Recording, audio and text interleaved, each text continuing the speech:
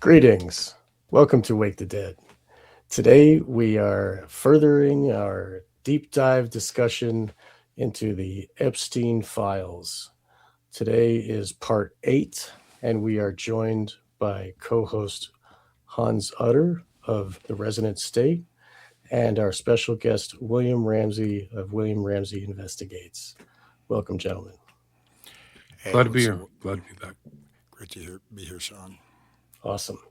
So today we are looking into the mind of the psychopathic Satanists that are revealed in the Epstein files. When we look at the art that they covet and that they choose to look at on the walls, then it reveals the mind of the person who covets that art. No one, not a normal person, is going to have a huge wall size painting of bashing babies' heads on stones. Like that's not normal people have that, and we saw years ago the not debunked conspiracy in quotes that was Pizzagate, and we were introduced to Marina Abramovich in 2016. It was 10 years ago now. It's a long time that we've known about this, and William just released a show about the code words found in the Epstein files are same ones that we found in Pizzagate, and it is one continuous thread of disgusting debauchery and the worst humans that we can imagine. So today we're looking at the art, and hopefully it's not going to be as bad as Sallow, but it's probably going to be pretty bad. So get ready, everybody. Hans, do you want to add to that? I just want to thank Sean for helping me quit cigarettes. My friend is doing this guy named the Cigarette Whisperer. So he's supposed to 4 days you listen to it, you'll never smoke again. I was on the phone just before the show talking to Sean. I ended up getting Earth Day special menthol American Spirits. I hate menthol cigarettes, dude. Like at Earth Day, of course, Ira Ironhorn. That's what you get. I know, man. It's like this is like the worst possible cigarette, but the unicorn killer, right? But this is a very important topic because, we have art as, we have the whole question of what art means in society, art as an expression of, the social order, actually, right? Art is an expression. Actually, well, if you don't mind, can you bring up that little thing? I'll just run through that real quick. Just Sure. Which one is it? Which It's thing, the this is response. two, Oh, yeah, there you go. yeah. Sorry. So, Okay. yeah, so we go back, we look at art, right? So ancient Egypt, right? So it's very, important, in terms of art as also being art having an occult power, right? So in a sense, and this is transition to the afterlife, of course, invocation protection. Again, art has an actual impact, right? So there's symbolic structure, but it also has a type of archetypal activation, um, and and potentially as a transformation of the viewer. You can go to the next one. Okay, and so these are maps, right? So, for example, the Tibetan picture, from the Book of the Dead, this is also a memorized image. Like when you die, you go through it. This is a yantra, which is used as literally, it's used for meditation as a porthole to a different dimension, right? It creates a spiritual dimension, in fact, to visualize the entire world as a yantra around you, etc. So it is technically considered as a doorway, right? As a psychic or spiritual doorway. Go Is ahead, that bro. is that the same word as meaning as a mandala? Does that mean the same thing? Um, It's yeah, similar or different? well, yeah, most yantras are mandalas, but mandala just means a circular type of painting, usually used for ritual purposes. So mandala is a type of a circle. Native Americans have mandalas, right? Various, mandala. So mandala is that circle, and we can see them all over the world too. You know what I mean? So mandala is a general term. Yantra is the Subset, like a yeah, subset yeah. specific. So It's it's a map of the universe. Is it like a? Is that what that? well, it's.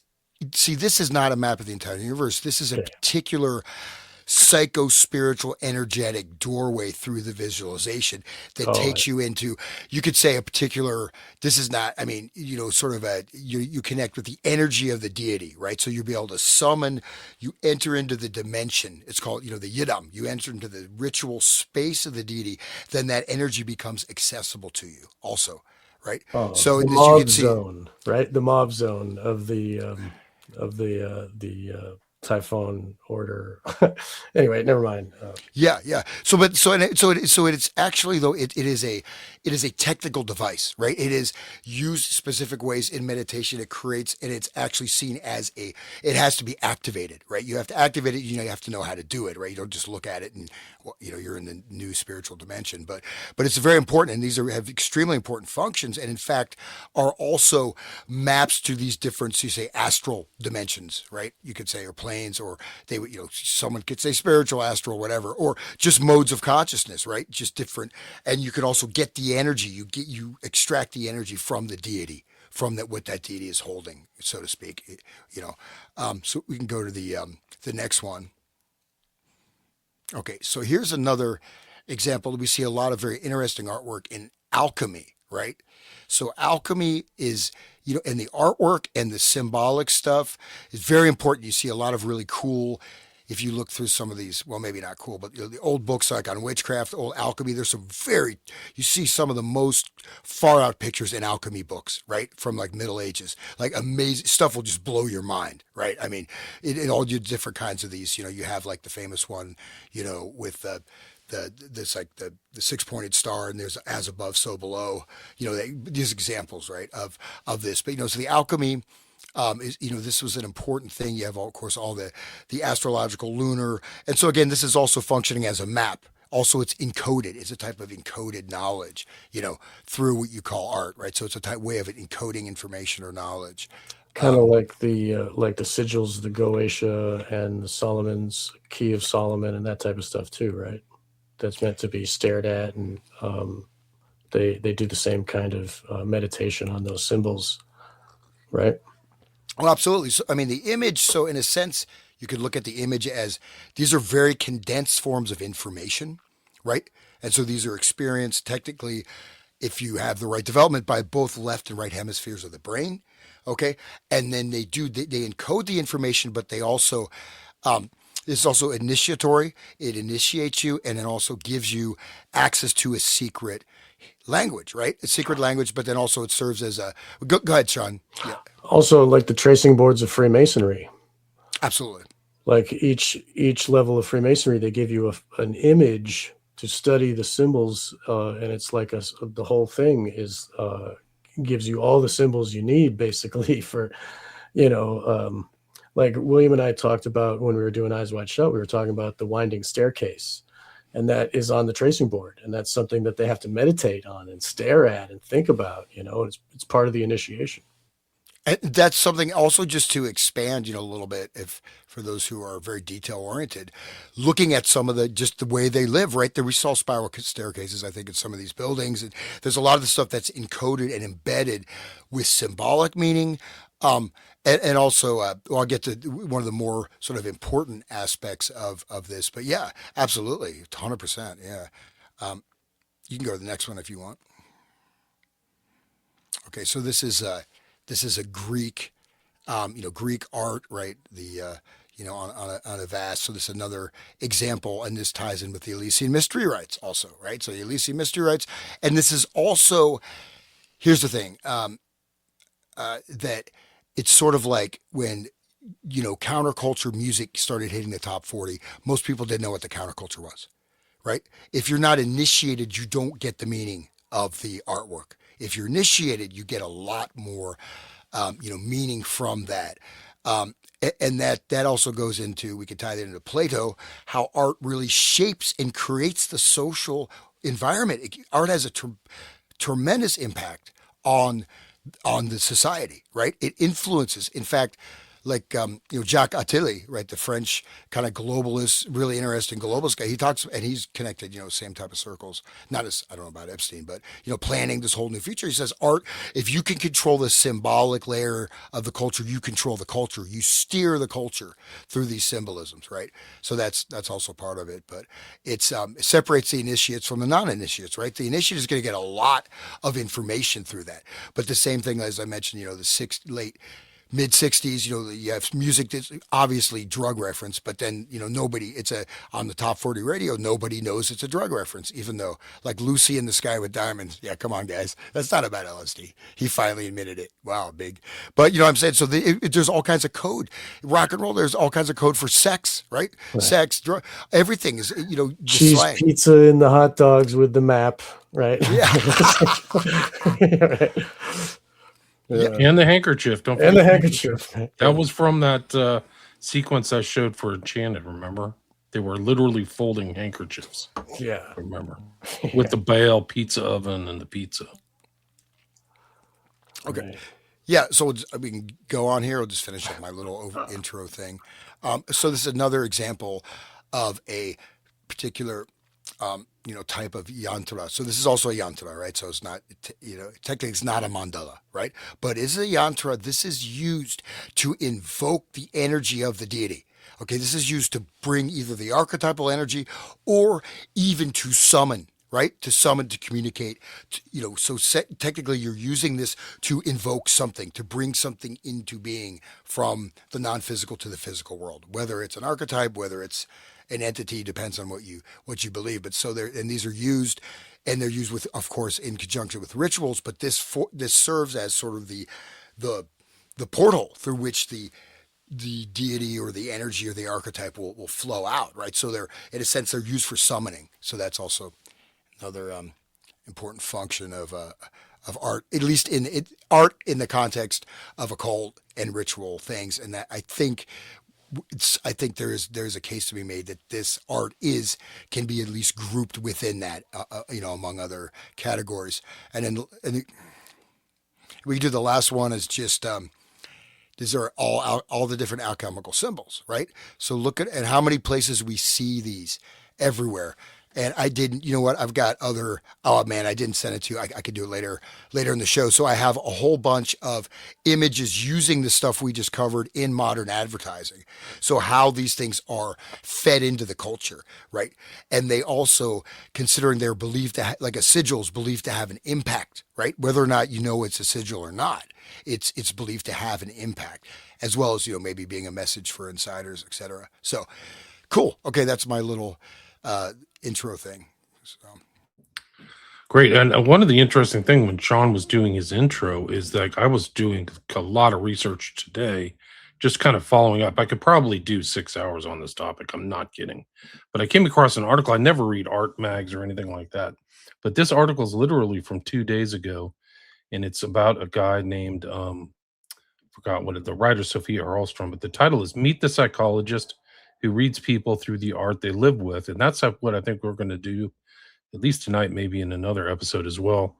But it's interesting what Sean says about Abramovich. There's Abramovich on the book stand right there. That's her, like with her finger in her mouth. So he's got, this is this guy's house, right? So he's sitting next to Abramovich. He's kind of saying what he's about. I don't know if it's him but it's in the picture. Let me scroll down. Let me see if I can go through. This person's name is Sevrikos, and he's from Greece. But it is interesting that he has this picture, and there it is. There she is. That's her in this kind of black and white picture. Wow. Anyway, small world. So anyway, I agree with everything you said, both of you guys. So this is like, why is he collecting this? Why I call deviant art? Or maybe a better word is transgressive, because I think all those people, like you have transgressive literature. We talked about Burroughs. Certainly the guy who wrote Fight Club's involved in transgressive literature, whose name I can't remember his last name. Palahniuk, yeah. Palahniuk, thank you. And there's these artists as well. These kind of visual artists, I think, are transgressive. So there's a lot of that Epstein was following. And the emails are a reflection of that. It's following over time. Well, that's, I mean, and actually, if you don't mind, I would like to be interested in what he says about the, just his kind of his takeaway from that guy, because it might be useful to see that. But Genesis P. right? He said music was only one part of his expression, which in its entirety, right, was a transgressive reworking of society, right? And so it's all part of it. His lifestyle, everything was part of that expression. And so he ended up becoming his wife, right? They both had plastic surgery, gender surgery, and they looked exactly like each other. They looked exactly like each other. It was really creepy. And that ties into kind of Abramovich's view, where she says her like art, or her, what do they call it, performance art, is just an externalization of her life, right? So she's telling you that stuff happens outside of her, showings and things like that. So all this stuff, when she's networking with so many celebrities, much like Epstein, Yao of God, Jay-Z, like strange, like here's this guy who's in hip hop or rap or whatever, hanging out doing performance art with Marina Abramovich, um, Lady Gaga, and then there's those pictures of them at those parties, those kind of like weird parties with comedians. I think Will Ferrell was there. I thought I saw the girl from Baywatch was in one of them, and they're eating, dead bodies. And it ties into this thing I did code words about jerky, and it sure seems pretty weird. So, Well, they weren't really dead, but there was like people like laying in some kind of bloody soup, right? And they were like eating it off spoons. Like Lady Gaga was doing that. And you mentioned Lady Gaga also. Lady Gaga like went to Marina Abramovich's like art boot camp or some shit, and like did everything she was told, like stand out in the cold with no clothes on and like whatever, and she'd be there as like dedicated. Marina Abramovich, I heard a video talking about how dedicated Lady Gaga is to being a total slave of Marina Abramovich. So right. And if you remember when Spirit Cooking came out, there was all these kind of like things on the wall: cut your finger, eat the pain, right? yes. So it's like it's so-called art, but it's more than art. It was kind of like some kind of transgressive wisdom teaching. And then you see Podesta's hands, and they're all messed up, and it looks like he might have been cutting his fingers. And then he had that weird, eating human being picture on his wall, like, and then it ties into Epstein. Like, it's all very strange. And I think like the Epstein files, and the Pizzagate came out of the Podesta files. People don't remember. It was a huge issue in the 2016 campaign, and that was the WikiLeaks leaks. And then they went after Assange, obviously, and really bogus, trumped up charges that he was raping women. These were all consensual in my read. He was kind of a minor celebrity, and part of that trappings of him traveling around the world was women liked him, like they wanted to do what adults do. So like, and then it was turned into he didn't use a condom, therefore it's rape. Like, that's what the public was told. It's just these are people that eat babies. Yeah, I mean, what the hell? Well, yeah. Oh my god. So I mean, and that like even showing the video right of that Spirit Cooking as an artwork, and then of course the cannibalist feast. So that is a work of art. That is a work of art as spectacle.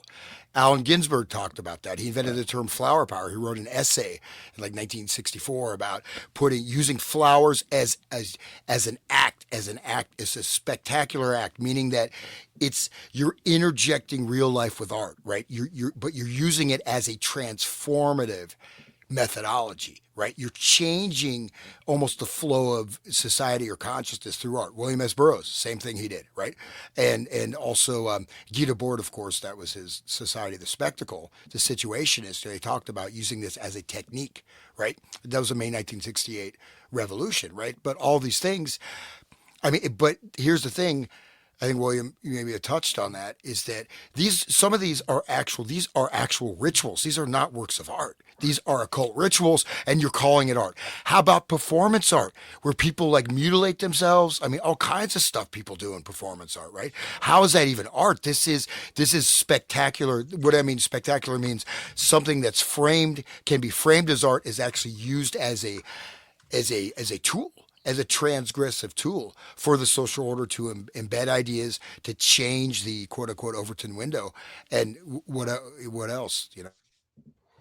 Yeah, that is not paint. It's blood, breast milk, feces.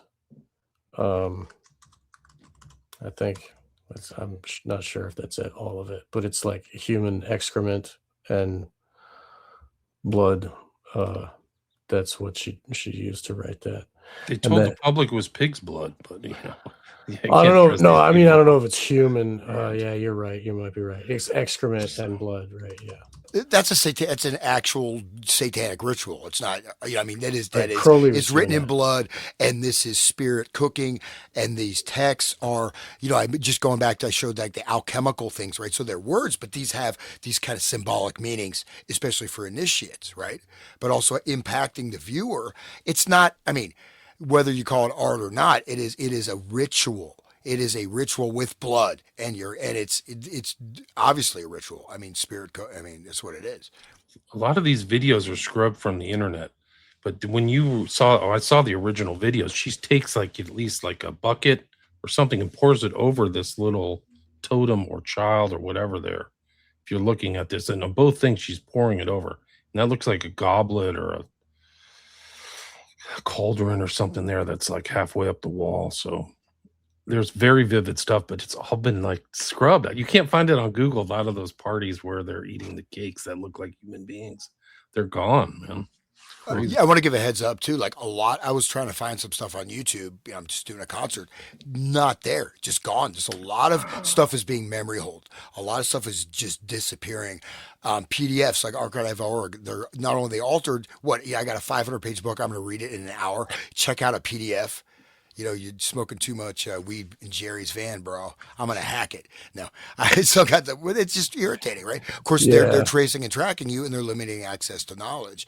But lots of stuff is disappearing. Everyone thinks, oh, the internet's great. We have everything. No, and I think you can see the clamp down, the narrowing of the information windows. Like Google is just terrible now. Terrible. You can't find it on Google. So those Sean and I are talking in the pre-show about getting stuff out to external hard drives, at least keeping it. Like I'll take a break maybe and find my old Abramovich files and bring them up tonight if we have time. But you can't find a lot of that stuff. Like you have to really download it and put it on your external hard drive, guys. Right. But Save everything. Yeah. You got all these AI generated videos. I mean, and even they have real people. Like I think like he's a great guy, Douglas McGregor, but and even Scott Ritter. These guys have I swear to God, they're AI generated videos, 100%. Of course, it saves time or whatever, and nothing against those guys. But so much of the content is now being generated by AI, right? I mean, you have all these videos, documentaries, always has that tone. Remember a time when springtime was for lovers. This changed. The blood-soaked event will change your life. What I mean, whatever. Just, but it all has the same certain diction style. But again, this is, you know, when this starts creating content, you lose your own ability to create content. AI, in a sense, is feeding off of human beings in that, you know, people are losing their ability to think and even perceive things like this, and then they're very easily victimized. Well, speaking of that, would you like to bring up the clip of Marina in the Absolutely. taxi cab? Because that makes perfect sense with what Hans just said about how. Because she believed, not her, but the entire population of this Nordic magician, that he is the magician of the highest order, that he is there in his irrational mind to create confusion in order that the human being can find new order. New It's order. not so stupid. She's thinking talking about this Trump. in that way. It's completely turning things upside down. Because since Trump is around, things are changing. Right. He's the magician of the highest order to turn everything around. He was dressed as that magician. He's dressed as that magician in that kind of shawl, the red shawl. I'm trying to find that picture. Yeah, the red and white are the magician colors of the starfire and the semen or whatever. But still, like basically the Trump derangement syndrome is warping people's minds in the way that all of this is being done. Like, I mean, there is no longer, like, even the Tea Party was kind of a joke, but those people are now like MAGA and this whole, rope them in and drag them over here. And like, like it was such a mind control operation. And Trump is a magician of the highest order to be able to rope people in like that and make them believe the total opposite of what they used to believe. She's right. She's being honest about this new world order that they're bringing needs Trump to do the blackening, and like, with in order to build something up new, you got to burn away the old, and that's Trump's job. Yeah, I've got to post the show, but I was looking at various analyses, different things of the Iran war, which I should have put out earlier.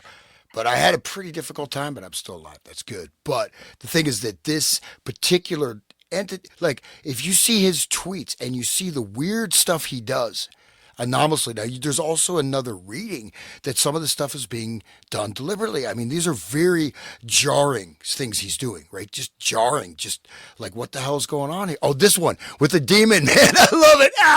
Yeah. There you go. But I mean, is ball? Yeah. I mean, that is ball. That is ball right there, dude. I mean, and this is just one of many things, right, that he's doing. And why would you release that? I mean, this is in your face. So this is maybe saying, I talked about that type of symbolic communication for initiates. He could be giving a message to the global elite. Here's what I'm actually doing, guys. You know what I mean? It's quite possible. I mean, there's a lot of communication through symbolic language, not just to like programming, but from elites to elites, or put the message out in a wide scale. Oh, on the surface, it seems like I'm doing something really effed up. No, I'm actually doing it for this agenda. Oh, okay. This is cool. Right. So it's possible, right? The elites would know that. There's maybe no way to communicate that message directly, without a lot of fallback, but this allows those that know, or people that are embedded in positions of influence, to steer things in certain ways. There could be, so. This is from Richard Willett. So it's at WTA Rich. I'm actually interviewing tomorrow about his new book about elite quest for immortality. So it should be interesting. I think it's tomorrow at 11 a.m. Pacific, if anybody wants to listen to it live, but he pretty much caught this right away. He works with Iconic, but so he's doing the magician card, just like a Maria Abramovich. So here we have that's deep. That's really deep. I didn't even catch that. That is exactly what I started out saying, right? You see it right here, and this is also invoking the archetypal energy through the image, right? You can say they can be used to invoke, some would say an entity or whatever, or also just to. You could say archetype, right? Archetype of the hero during World War II, shown in movies. I want to be a hero, so that's an archetype, right? That's a collective thing that people can relate to. So archetypes, you know what I mean? Like gangster rap is a type of archetypal communication. It creates an archetype, connecting much deeper, than conscious mind for these things. So this is an archetypal communication, and here we have it directly with the Abramovich video. That's pretty compelling. Just like the first day of 2016 had on all the all the newspapers had the burning tower in Dubai. And that was a message between the elites to the elites that Trump is the one for 2016, 16th Trump card, It's so they do show these images. And now with like Twitter is a mind control device, and now he's got his own one, the truth thing. Like, I've never been over there, but like, it's probably why wouldn't you go over there? It's called The Truth. It's Pravda, baby. Right. I'm sure you're gonna get the truth. Yeah, you can listen to him do his deranged tweets all the time, man. Yeah, on Easter Day, he's like, "Oh, today's Bridge Day," and like, what the? And he's saying like, "Open the straits, you bastards!" Like, what the fuck? You're just screaming into the text. Praise be to Allah. Yeah, and that stuff. About? Dude, that's insane, dude. I mean, no, that probably saying that for the people that are in the United Arab Emirates that think he's been abandoning them and all that shit. I don't know. Never mind. Go ahead. Yeah, I'm sorry. I hope it doesn't, hit. I'm sure it will at some point, but I mean, there already is, right? I mean, mass starvation, global food shortages, electronic. There's some of it's going to take, some time to trickle through the supply chain, but electronics manufacturing, like all kinds of different things are affected by this. I mean, the entire global economy is affected. I mean, massively, and just to keep prolonging it when, as I said, we did it. It was the second day of the war. I said U.S. lost already, and I was 100% right. And so, but that was the intention. But right? yeah, you lost what? No, well, we won the destruction of friggin' America and America's image and all America's allies and America's economy and the petrodollar and millions of people around the world, especially in South Asia, are just they can't eat, man. There's a lot, and they're already having, like in Australia, they're having rationing, food rationing, fuel rationing. And so but anyways, that's sort of a tangent. I didn't see that on Fox News. Why didn't I hear about that? But did you buy your Trumpy Bear yet, William? No, but can we do Trumpy Bear on the outro? Yeah, we have to, man. That's great. I'll pull it up, and you guys can. Guys, we have something extra double special for you at the end of the show tonight. Which Stick is around to Trumpy the end. Bear. Tell your friends. I wish we were still recording when we did it, because we were laughing so freaking hard. It is right. So funny. You guys had never seen it before. And, it was you're in for a treat. Your pure reaction was great. It was full on laughter. No, I was I was in a state of shock, but I have to say, at the time, probably one of the funniest things I've ever seen in my life. I mean, it's stunning. It's like, there's $1 for that. There's a real dollar there. $39.99. How about the Trump the song, free song for download? Oh man, I have it downloaded, guys. We can replay it, but we'll do it after the show. Well, at the end, yeah. Well, the song is good, and the video is good. But yeah, the video is good. But anyways, so in a certain, and I don't, you sound like a pannikin. Get on the Trump train. Come on, MAGA. He's making the sign of silence right here. Yeah, he's literally doing it. Trust the plan. Oh, murder! Yeah, he's there in front of his red coat buddies. Yeah, the red coats are coming. Red and blue. Right. Oh, notice his head is in between the two pillars. Yeah, good point. Yeah, too. This is all. Yeah, he's on board, man. Goddamn red coats are coming.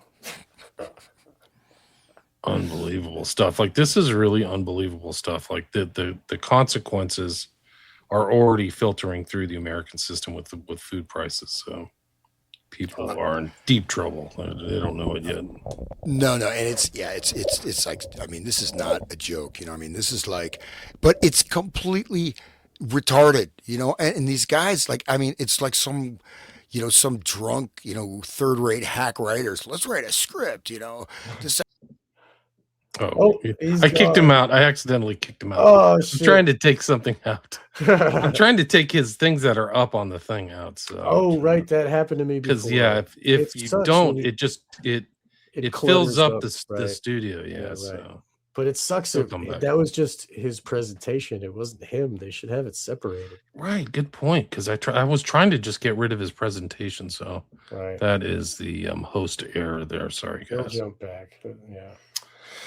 But still, like where were we before that happened? He was on a good rant. Sorry, Hans. That was my fault. I apologize. Oh, I thought I was being censored. I was trying to get that. I was getting paranoid. They're after me. You added on there off of this. I was trying to just get your thing off to clean it up. Because if you don't clean it up, I have like 10 open windows at the bottom. Okay, I thought like the Panopticon has finally got me. They got me. The redcoats came and got you. Worse, they've been infiltrated. They infiltrated through me to you. That's far scarier. It's just because you're staring at Trump's face right now. It must have been like the influence of his face. Get that off of there. Yeah.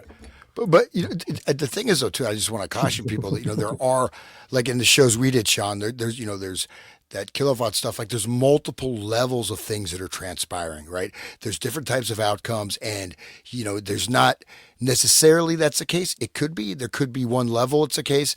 So these are, but this is art, man. Trump is an artist, dude. I mean, Zelensky playing the piano, man. Well, that's the whole tie together between Abramovich and the Ukraine situation Right, she was given like honorary She whatever. sure was. They made it. They made like an art piece, a permanent sculpture for her in Ukraine as they're just filling the graves of millions of people. Like you Oh, just It was couldn't like even believe. glowing crystals underground, right? Wasn't Yeah, that's right. Let me see if I can find that video. This is Richard Willett. People want to check this out. This is his new book, I Am Immortal, A Death Cult's Quest for Immortality. That'll be tomorrow at 11 a.m. But yeah, let me see if I can find that clip of what's her face. There's a recent article from someone pretty high up in the Russian military that says Zelensky is notorious pedophile and child trafficker, and he goes through 10 to 12, kids a day. And he says, we've tried to kill him. We killed like 6 body doubles. And then they say his wife is also part of the child trafficking rings. So they're major, major exporters of children as well as consumers of children, at least according to this Russian military guy. I don't know. It makes perfect sense because there is a story of the girl that was supposedly the young teen or shrimp or whatever, the 12-year-old girl that was with Prince Andrew was from Ukraine supposedly, and then she disappeared and died. Like she was literally snatched off the street, is my understanding. So not good stuff. So they live tax free. Wow, that's It's just like their thing. Where's the Abramovich connection to the where is that? To connect to Zelensky and the genocide in Ukraine is very important because she's probably like the spiritual underpinning and child trafficking stuff. This is from Dejanira. But I get these things from Spain too. Like I'm starting to see on my feed all day. The international kind of stuff on Epstein is really fascinating because it's not being covered in the U.S. Like Trump raping people and things like that are covered in the global media, but not the U.S. media. General Flynn, Ukraine is the center for child trafficking, money laundering, and biological laboratories because Victoria Nuland said it. General Flynn. Yeah. Lots of biolabs, human experimentation stuff, and a lot of these stories that come up, they're scrubbed, But this stuff has come out, kind of piecemeal. That the Ukraine was like just a center for all this stuff, man. It's like the Wild West of, pedos or whatever. And don't forget the blood soaking the ground feeds their evil deeds. I mean, it is the human sacrifice. The war is. It's white. Well, I hate, not being a whatever, but I mean, it's Slavic genocide. It's white genocide. They're wiping out millions, entire stock, entire genetic. I mean, it's stealing them from the street. Yeah, I mean, but you can look same thing. Look at World War I, right? World War II. These are culling the populations. Who knows what world history would be like? Probably some of the best and bravest people were just sacrificed. And then you have the flu, right? This is from the vaccine. Anybody who didn't get vaccinated did not get the Spanish flu. It was from the injection. The Spanish flu that killed millions of people, millions and millions. So there you go. This depopulation stuff is, going on. It's a death cult of Satanists that are psychopaths, right? Yeah. This is episode 8 of us saying that. Yeah. Ties into all that stuff like white noise and all that stuff. It's all intentional to kill people off. They're happy to kill. They want to kill millions of people. That's what people cannot get about like the Baalists in Israel and stuff, is that they want to kill. One of the interesting things that happened out of Israel is after they're like bombing kids and stuff like that in Iran, they're like had this one guy, he was the former prime minister. He's like Naftali Bennett. He's like, yeah, we're going to get Turkey next. They're not done with Iran yet. They're going to go after these guys. They're just going to keep killing and slaughtering. It's not going to stop because that's what they believe. That's right. They're not going to stop till we make them stop. Like they're like, oh, nobody's stopping us. I guess we'll go for Turkey next. Like, And also, this is when you perform a lot of black magic and stuff like that. You have to do blood sacrifice. You have to transition to karma. A lot of stuff is for rituals, and because of the massive amount of stuff they're doing, is a almost insatiable appetite for blood. Because you lose the grip on these things. You got to keep offering blood up. If you go down that path, and that is let's kill more. And so they don't care, man. No, it's all black magic, blood, sacrifice stuff. They're happy. You don't even mention in the media like there's 3 million dead people on that front, and then Iran is going to be just like the global like consequences of American sanctions are in tens of millions. Cold War and all this stuff, and now it's just gonna get bigger, and it'll probably never be featured on the hyper controlled American media. Will never the public is under the most vicious mind war assault in human history. And this problem is that I have started having bodyguards because I had the opera Seven Deaths of Maria Callas. Look at how big she is. This guy Thoreau is a tall guy. I've seen him standing next to Savile. I don't know what this guy Thoreau, but he's interviewed face to face some freaking diabolical figures, man. Because there's the thing about Savile that people figured out Savile was bad news was Thoreau's interview with Savile, where he called his mom the lady and all this weird shit, and kept her like room open and stuff. And that's where it all started. The Duchess, good memory. Yeah. But look at how big she is. She's way bigger than him. She's at least she's crouching down too. She's like hunching over, like trying to look small. All in black, the physiognomy, man. She looks like a freaking witch. Well, no, and just real quick before you play this, there's various reports and stories and anecdotes that she is an extremely high level witch, like international level, whatever. And there's she's the highest. She was a born witch. In her biography, which I couldn't get through, was this horrible. But the first couple chapters, she's like, "Yeah, I'd be at home and I just spend time in the closet talking to entities." Like that's what she did from the very beginning. As you do. Yeah, I just sit in the closet. Like most people in the closet, I'm just gonna hang out with Baphomet and Baal. I'm gonna. That's how it all started. She was like talking with entities from the get go. Mommy, don't open the door. Lilith and I are having tea. She's probably Beelzebub and Baal. She's got freaking like skinning cats and stuff. I mean, she's my friends. I would not want to go on a date with her.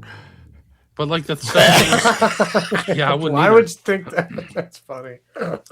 She looks like she'll just step on you. Hans's mind is always like, protect my dick. Don't let her near me. Hans, here's a nice drink. Just have a sip. Yeah, right. I would not take a drink from her ever. Yeah, or have a piece of cake from her, actually. Even blue tea. Yeah, no way. But she looks like the archetypal witch, though, doesn't she? I mean, if you look at like the drawings of, she's like Snow White, the one when she like gets all like she does the potion and she gets all ugly and weird and like, oh, eat this apple, man. That's her right there. Fucking Disney had it, 100 years ago. She's huge. Look at her back, dude. She looks like a lineman. Like an NFL lineman. To them, and I lived there for 30 years. I had to be bodyguard every single day to go to theater and back because there was announcement, the alarm that there will be people in the weapons in the theater when I'm there. Because of the Alex Jones stuff? All of this, yeah. Then when I was leaving the last day of performance, there was enormous, beautiful made from fresh roses, the heart in the front of the theater. And I was thinking this was for me, finishing the work. And they said, no, this is a protest for the children you just eat. Honestly, it's not fun at all. And I am just horrified by this. But so it's not fun to eat children? I don't understand. Is that what she's saying? It's an honor for the children you just ate. And I was thinking this was for me, finishing the work. And they said, no, this is a protest for the children you just eat. Honestly, it's not fun. It's for the children. This is going to be a meme for me. That's a really good troll. That's a good troll move to like give her that. Dude, that's great. I dig those activists that are doing that kind of art. That's art too. When they're bringing it to her face and making her, showing her like, that's great. Does she? But I don't think she denies she eats children, right? As it goes on, she just like, it was in bad taste, right? It hurt my feelings. Right. It's terrible that the slaves are getting so unruly. Yeah. Somebody control them. How dare they speak to me that way? I'm a stone cold witch. All my friends are the elites. Right. This will be my new icon for my for my Twitter feed or something. That is awesome, man. I love that expression, man. He's just like How does he get these like interviews with them? Like, his eyes are like bugging out. He's like, I better get out of here, man. She may sit on me. the babies you ate. Well, what's the next question? For people who don't know, this is like the connection between Abramovich and Epstein was this Edge Foundation, which Epstein was the #1 beneficiary of the Edge Foundation. He was the one who financed most of it. He was like over 50% of the funds that go. Their website is still up, and you can see every freaking elite person on earth. But there she is. The memoir is the one I was just talking about. It's called Walk Through Walls, which is a sacrilegious thing because I think, according to the Old Testament, Elijah, one of the prophets, could walk through walls. And so she's kind of emulating, I think, that maybe knowingly or unknowingly. I'm not sure. But I like this, that little tagline for the journal or whatever. To arrive at the edge of the world's knowledge, seek out the most complex and sophisticated minds, put them in a room together, and have them ask each other the questions that they are asking themselves.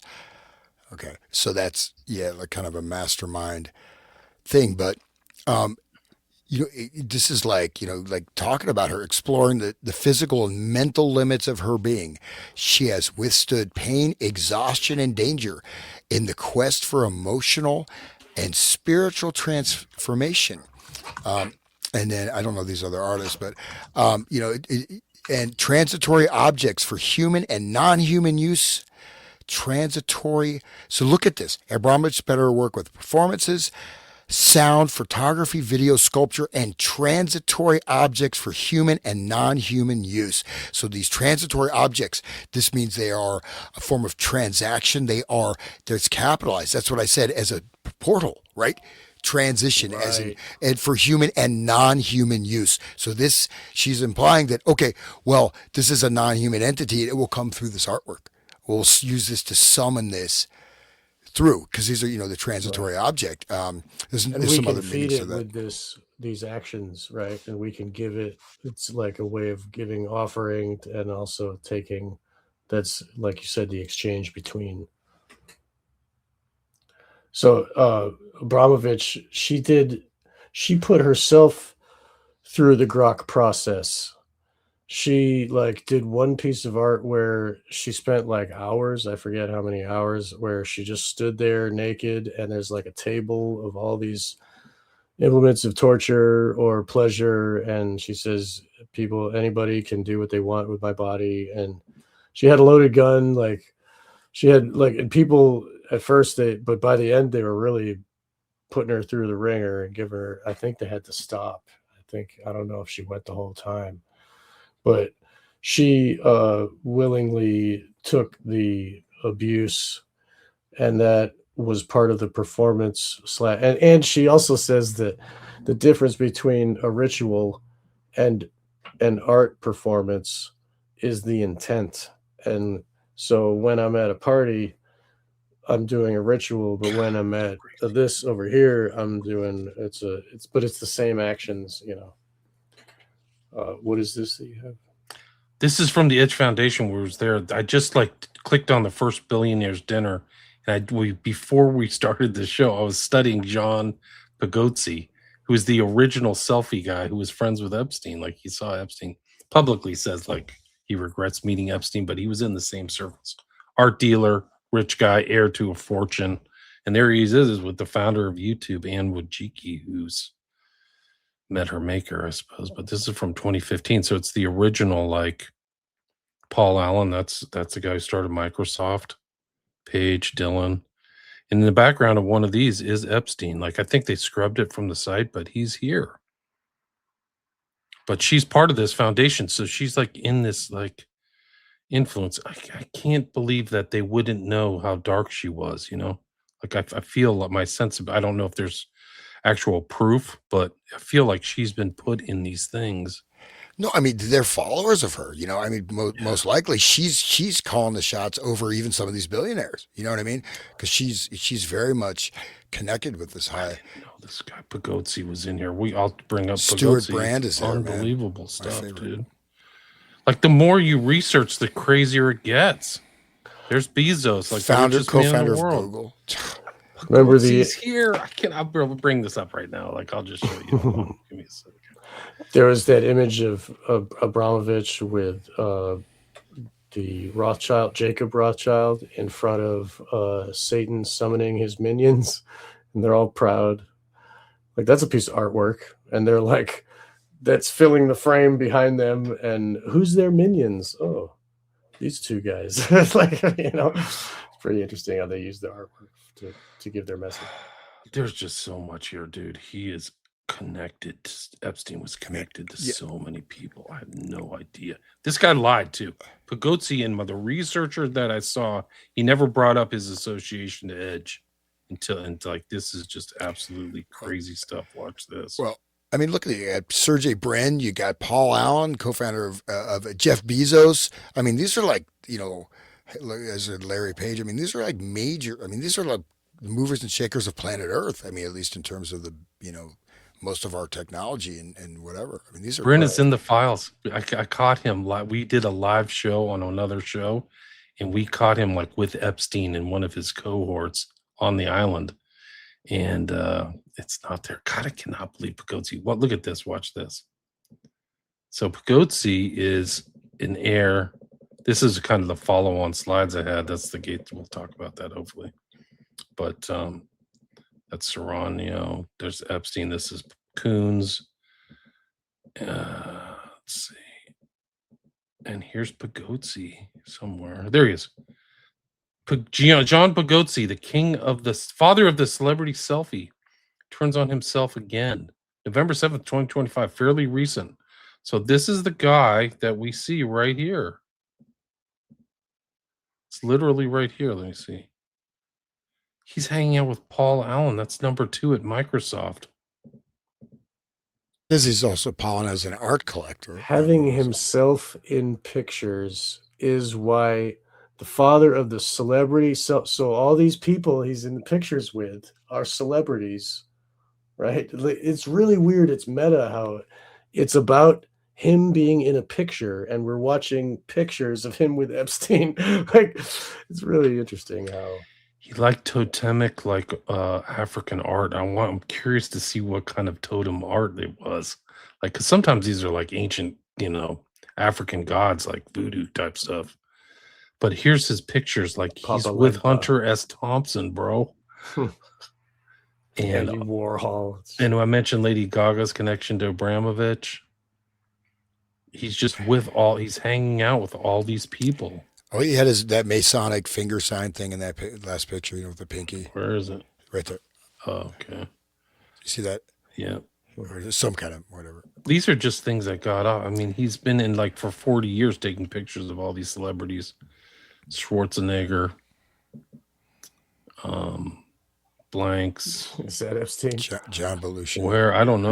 Maybe Belushi. On the right, second row down. Who is that? That's Mel Brooks. Mel Brooks? What? Yeah. It looks like Epstein. It's funny.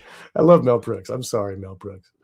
But this guy's everywhere, and I didn't know he was at the Edge Foundation. When I saw that picture, I gasped. Here he is with Paris Hilton, Catherine Deneuve, and he's in the Epstein Black Book. 3 numbers, bunch of numbers. And there's his new book that came out recently. So when he's getting selfies with these people, it's probably like what Hans was saying before. It's a signifying. It's a message from one set of elites to other set of elites. Look at these people are in the club, right? Like, I think so. Not Mel Brooks. I see the comment. No, not Mel Brooks. Yeah. I'm not. I just like Mel Brooks now. I hate him. Oh, don't tell us why. I won't tell you why. Okay, good. Thank you. Anyway, so yeah, so you're going through a series of images, William. Do you want to get into that? Yeah, I do. I just want to see if I can find the picture. Epstein's at one of these. This guy's Brockman. Is the intermediary between Epstein and Abramovich and all these people. And he was in Pizzagate too, right?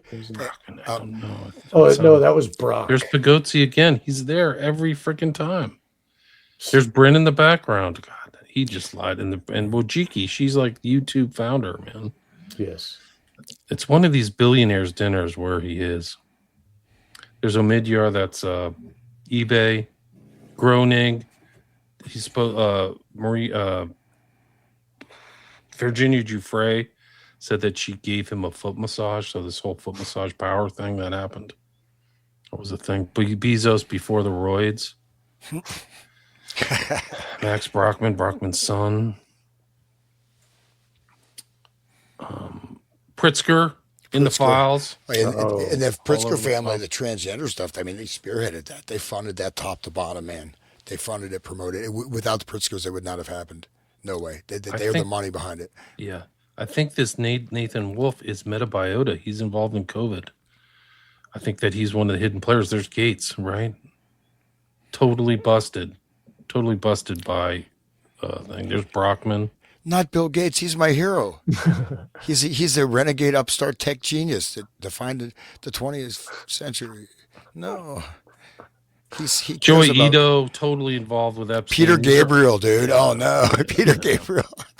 Buddies with Peter Christopherson. These guys are closer than you would think. I don't know which dinner it was. I'd have to look it up online anyway. Well, if you don't mind, I just have one other quick little. I left some images out. We'll just look at just real quick some corporate logos to show how this stuff trickles down into, mass. Do you want to bring it up? It's on your. I sent it up to you. Did you see it there? I don't see it. It says, "I'll present." Okay, I loaded. Oh no, because someone kicked me out of the show. I did. I was trying to get rid of your. That's why, man. Oh, we got to go back. There it is. All right, yeah. So just to show like some of these images, right? I don't want to say anything about that. So this is like Clockwork Orange, right? So here we have lots of symbolism, as above, so below. All the eyeballs. I don't know if someone wants to count them. I'm feeling, it's not a test. I'm just feeling lazy. 15. Okay. But yeah. Like bowling pins. Those are, yeah, but those, Same so, setup.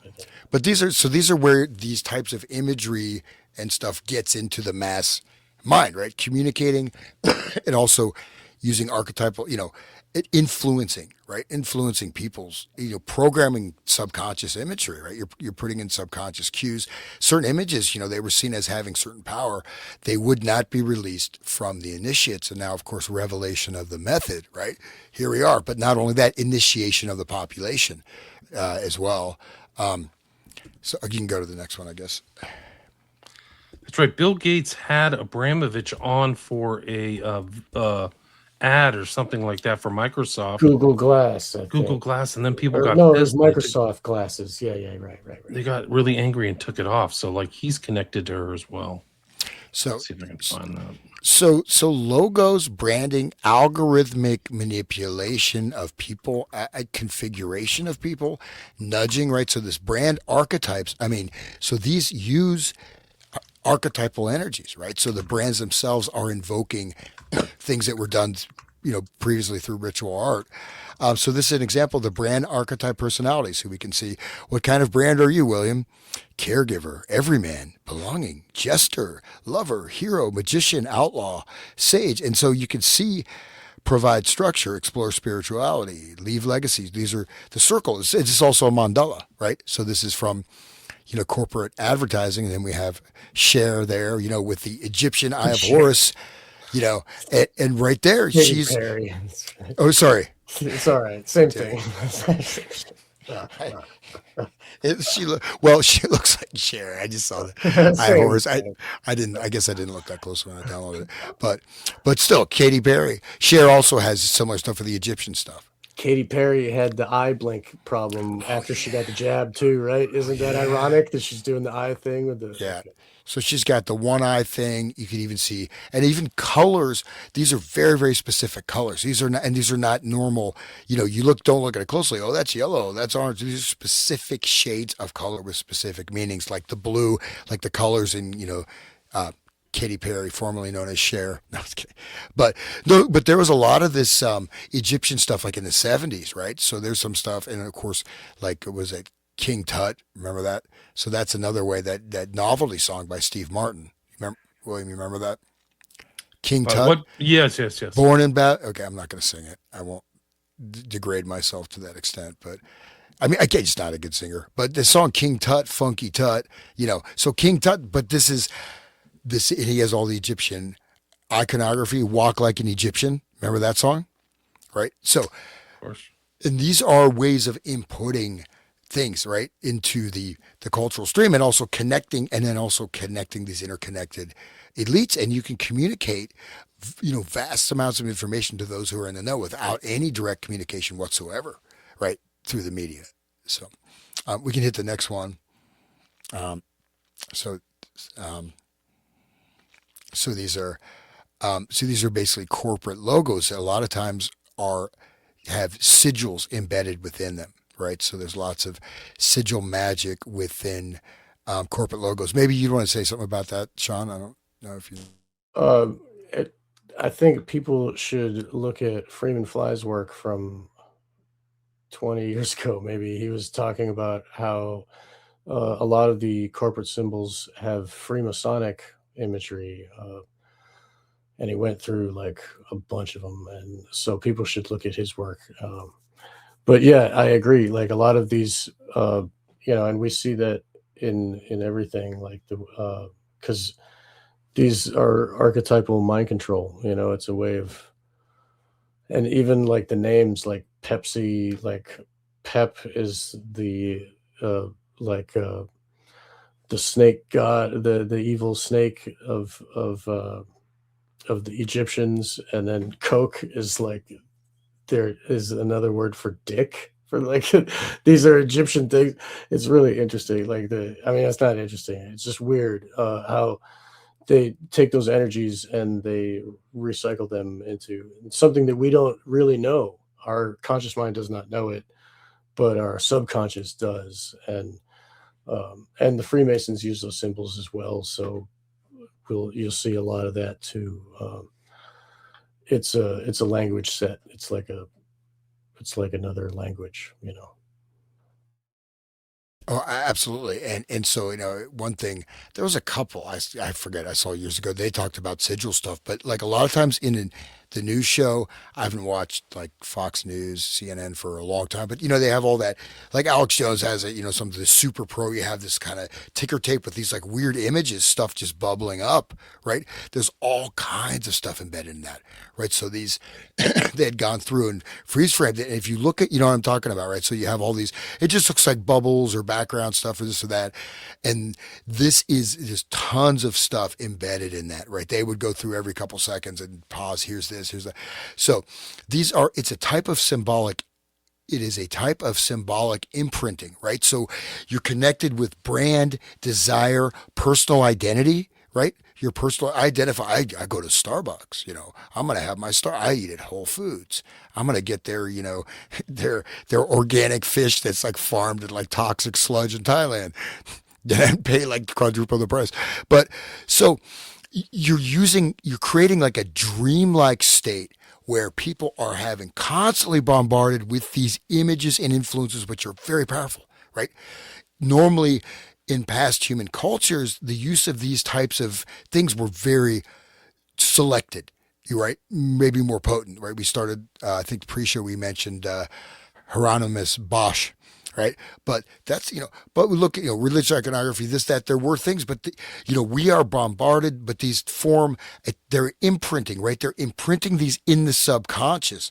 And if you believe that these symbols activate certain things, or they anchor certain things, and they function as sort of a matrix, right? This dream state. People are in a dream state, and they're being influenced by all this stuff in their subconscious mind. They have no idea at all. So primarily they're completely subconscious. And the thing is that when you recognize certain things, like if you stop drinking and you go to a bar, you're like, what I mean? So I don't know if you had that experience, or you're just around a lot of people who are drunk. You're like, man, this is really, what I mean? You just walk in a bar, you're like, this has a bad vibe, man, or whatever. Maybe not, but you know what I mean? So you're around certain things.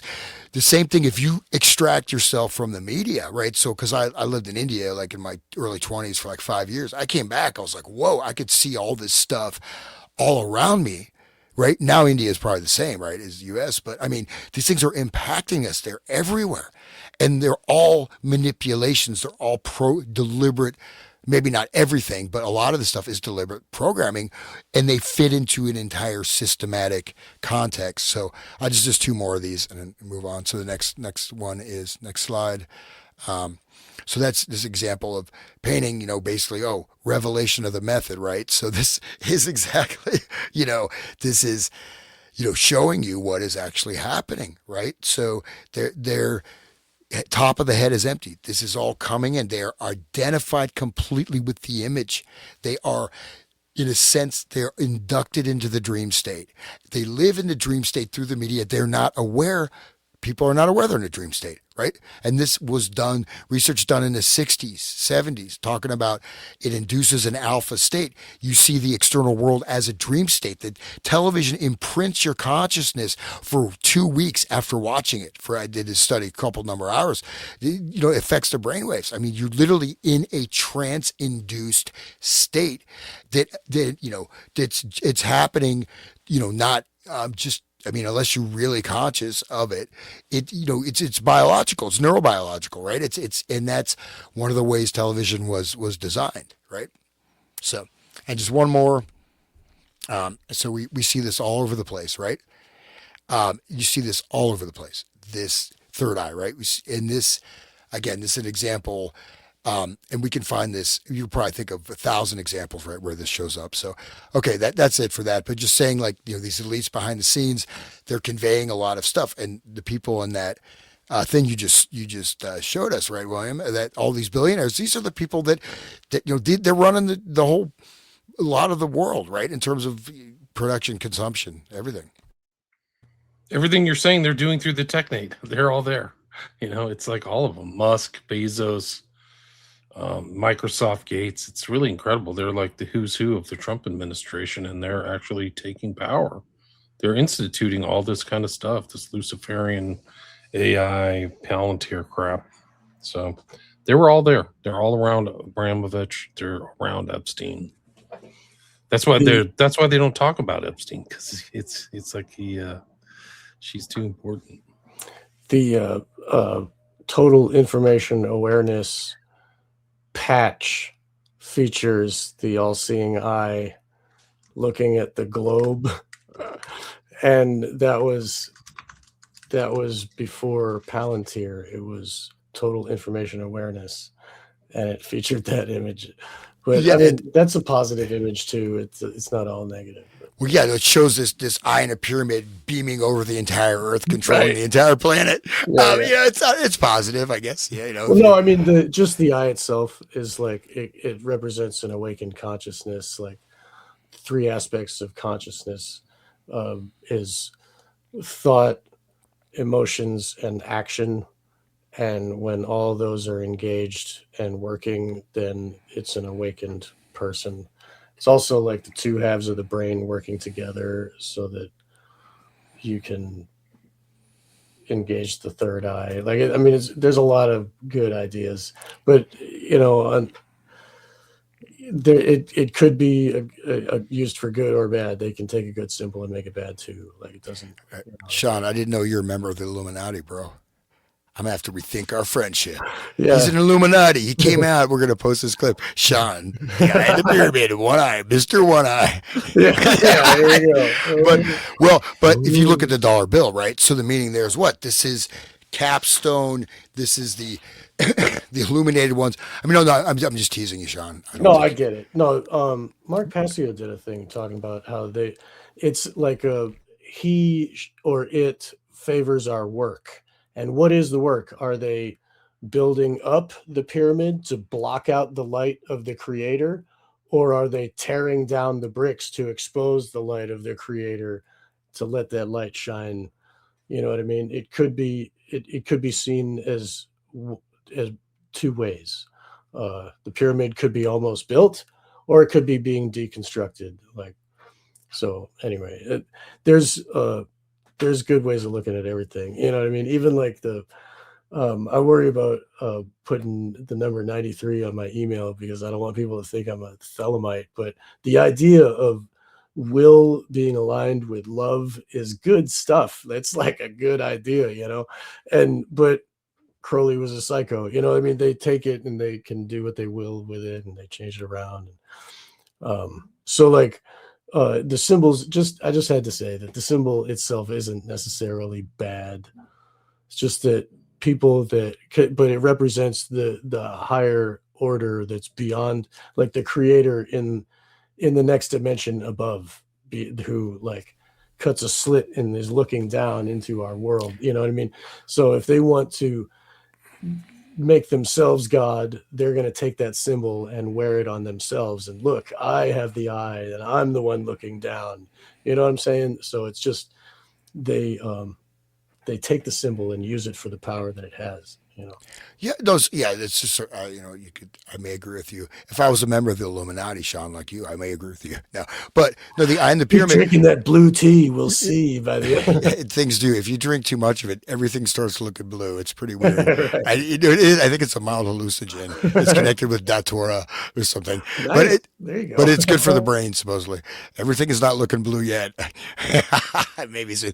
But no, the eye in the pyramid, okay, that's a positive meaning. But in the case you look at Jeremy Bentham, right? The panopticon, right? That's the single eye. That's the absolute control. And in the in the use of the elites, it's that they will become Adam Kadam, the newly arisen man as God, right? And this is like, Chabad or whatever, God is what? Ein Sof, insentient chaos, right? This insentient mass like Yog Sothoth and H.P. Lovecraft, or whatever. And they have to become God to rule the world.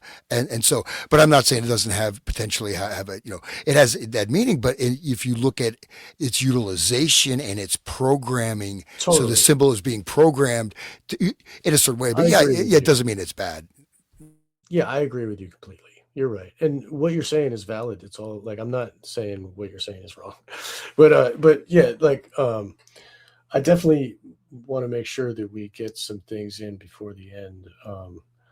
So like, do we want to talk about Pizzagate? Because we did connect it. It is connected. If you like. I mean, Gerald, you're going to have to wait to the end for Trumpy Bear. I'm sorry, but it'll be worth the wait. I promise you. Trumpy Bear. Okay, but well, I mean, I just wanted to bring up that the art was like the Instagram it's showing images to people that they don't wish to have. It just shows up in their feed, and Instagram was like it's a way of, like, there were a lot of Satanists that were involved with that stuff that had some really devious Instagram art. Like, people should check out Memory Hold. He's a researcher. He goes deep into those. I tried to have him on once. I talked to him a couple times on the email, but we never. But he's been on my show twice. So you can... Fantastic. That he will, like, people should check out his stuff. And he went deep into the Instagram. But the way the Instagram works is like, you just scroll through and you subscribe to people, and they post stuff that's this ephemeral thing that comes through. And it, like, at a certain time, everybody gets this image on their phone as they're, in the trance, sucked into the phone. And so they're using these type of images as like a bombarding people's heads, and there were images of like little kids tied down with tape, like a image of a baby in a stroller. It's like a fake baby. But it's like got a for sale sign on it, and these type of things, like some dude writhing around on the floor, dripping in blood. Like, the guy's name in French means pedophile, the Alephantis, like, the image that he used is the catamite slave of some pedophile Roman Antinous. Yeah, right. So, like, I mean, Hadrian was the ideal gay lover for Hadrian, who drowned and then Antinous, at the perfection of his beauty, died drowning in the Nile. Does it sound familiar to anything else? Mm-hmm.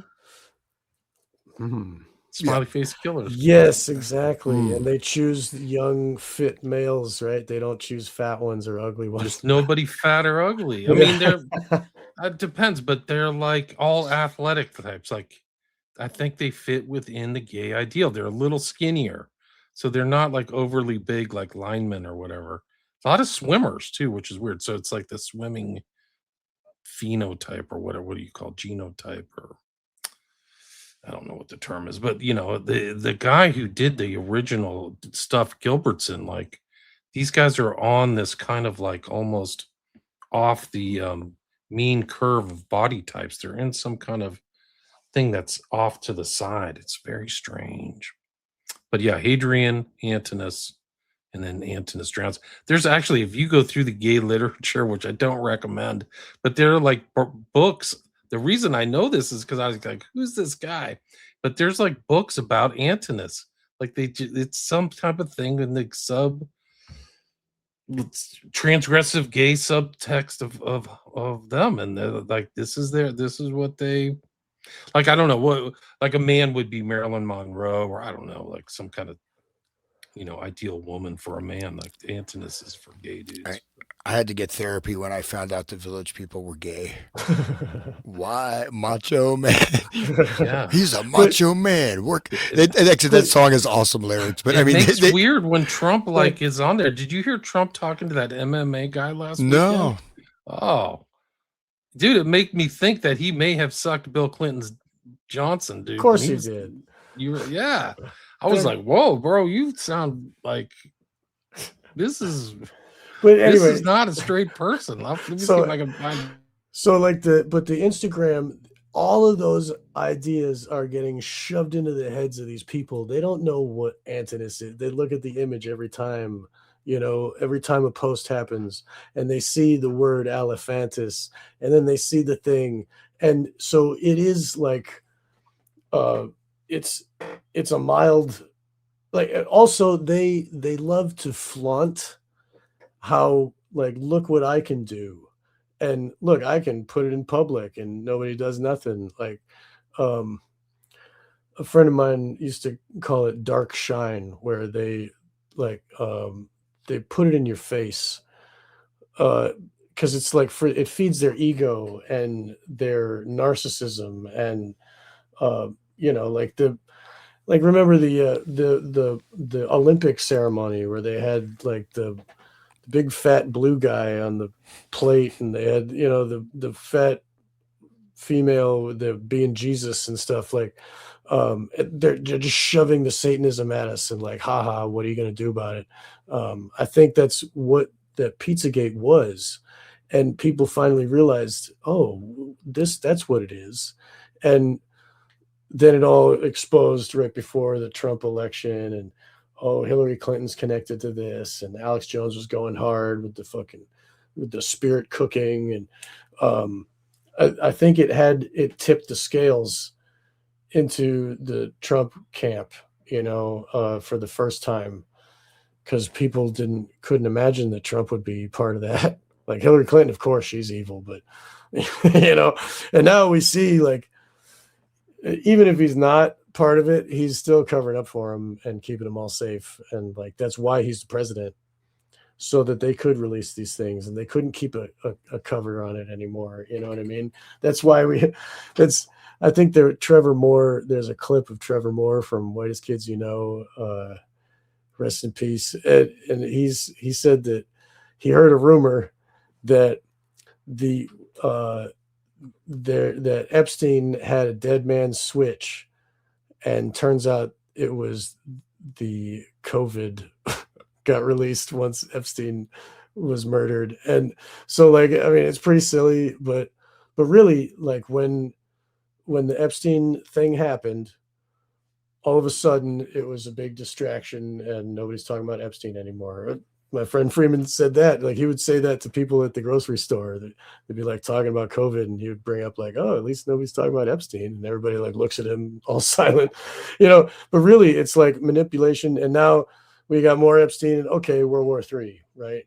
All right, here we go. Like, so I think really, there's a lot to this. I think that exposing all of this artwork and their minds, and really dissecting it, what it is, gives us the upper hand advantage, because now we understand the symbols too, and they can't use it the way they used to against us, Absolutely, Sean. I just wanted to give an anecdote. So I did the one eye symbol just in case people say we're Illuminati. So you're Illuminati too. I'm going down with you, man. I'm Grandmaster. You're my Sub Rosa brother. No, but I just gave an example of power of symbols. To me, it's semi funny story, not that funny, but so we got a new car finally after getting multiple car wrecks. People kept running into me. I don't know why, but nice car. It was a Lexus. We go to the temple to have the car blessed. See, I do ritual, get the car blessed. It's a new car. It protects it. So we're driving down and if you know Columbus, Ohio, a place called Bexley, right? Large Jewish population. People are start honking at us. They're like, fuck you. And I'm like, what's going on? I get home, they covered the car in swastikas because it's an Indian auspicious symbol. There's a huge swastika on the hood of the car. Of course, it's an ancient symbol, but that's an example again. So the symbolic energy or whatever, so in a certain sense, totally. it's a power and it's contextual. So I'm not saying the eye in the pyramid is bad per se, but then they're also in the case of, they're saying we control you. You don't even know what this is, right? So Walter Benjamin, he talked about how modern media was designed to shock and rewire the viewer. It's shocking the perception and said that basically the rapid visual sequences restructure sensory perception, processing, and attention. These are basic facets, right? Sensory processing and attention. We don't think about that, but you're really starting to work on the hardware almost of the human being through this stuff. 8-frame cuts. That's Kubrick talked about it, and he's talking about commercials and stuff. They use 8-frame cuts that are very quick, and it works on your subconscious like a dream. It's not like a real. They're not stating facts and teaching you about the product. You know what I mean? It's working on your emotion. He spoke about that 8-frame cuts. Anyway, yeah, but that it's very interesting. I think that we don't need to bring up stuff, but I guess I do kind of want to bring up Kim Noble was one of the artists who was featured that was here. I'll share here 1 second. Hans, can you take your PDF? Sorry, yeah, I didn't want to keep looking at that eye. I was getting sick of it. I was waiting for you to take it down. Sorry. I can kick you out again. Here we go. No, don't do it. Don't do it. No. I'll have a. Let's see. Oh, there he goes.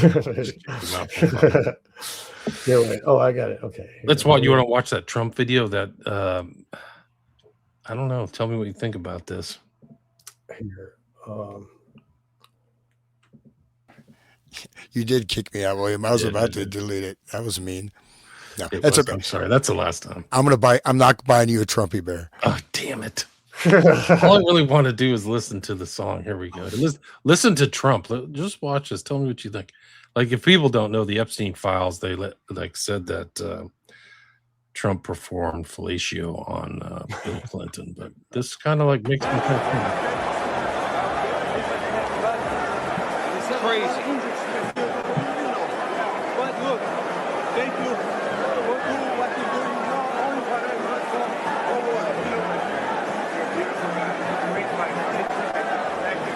yes.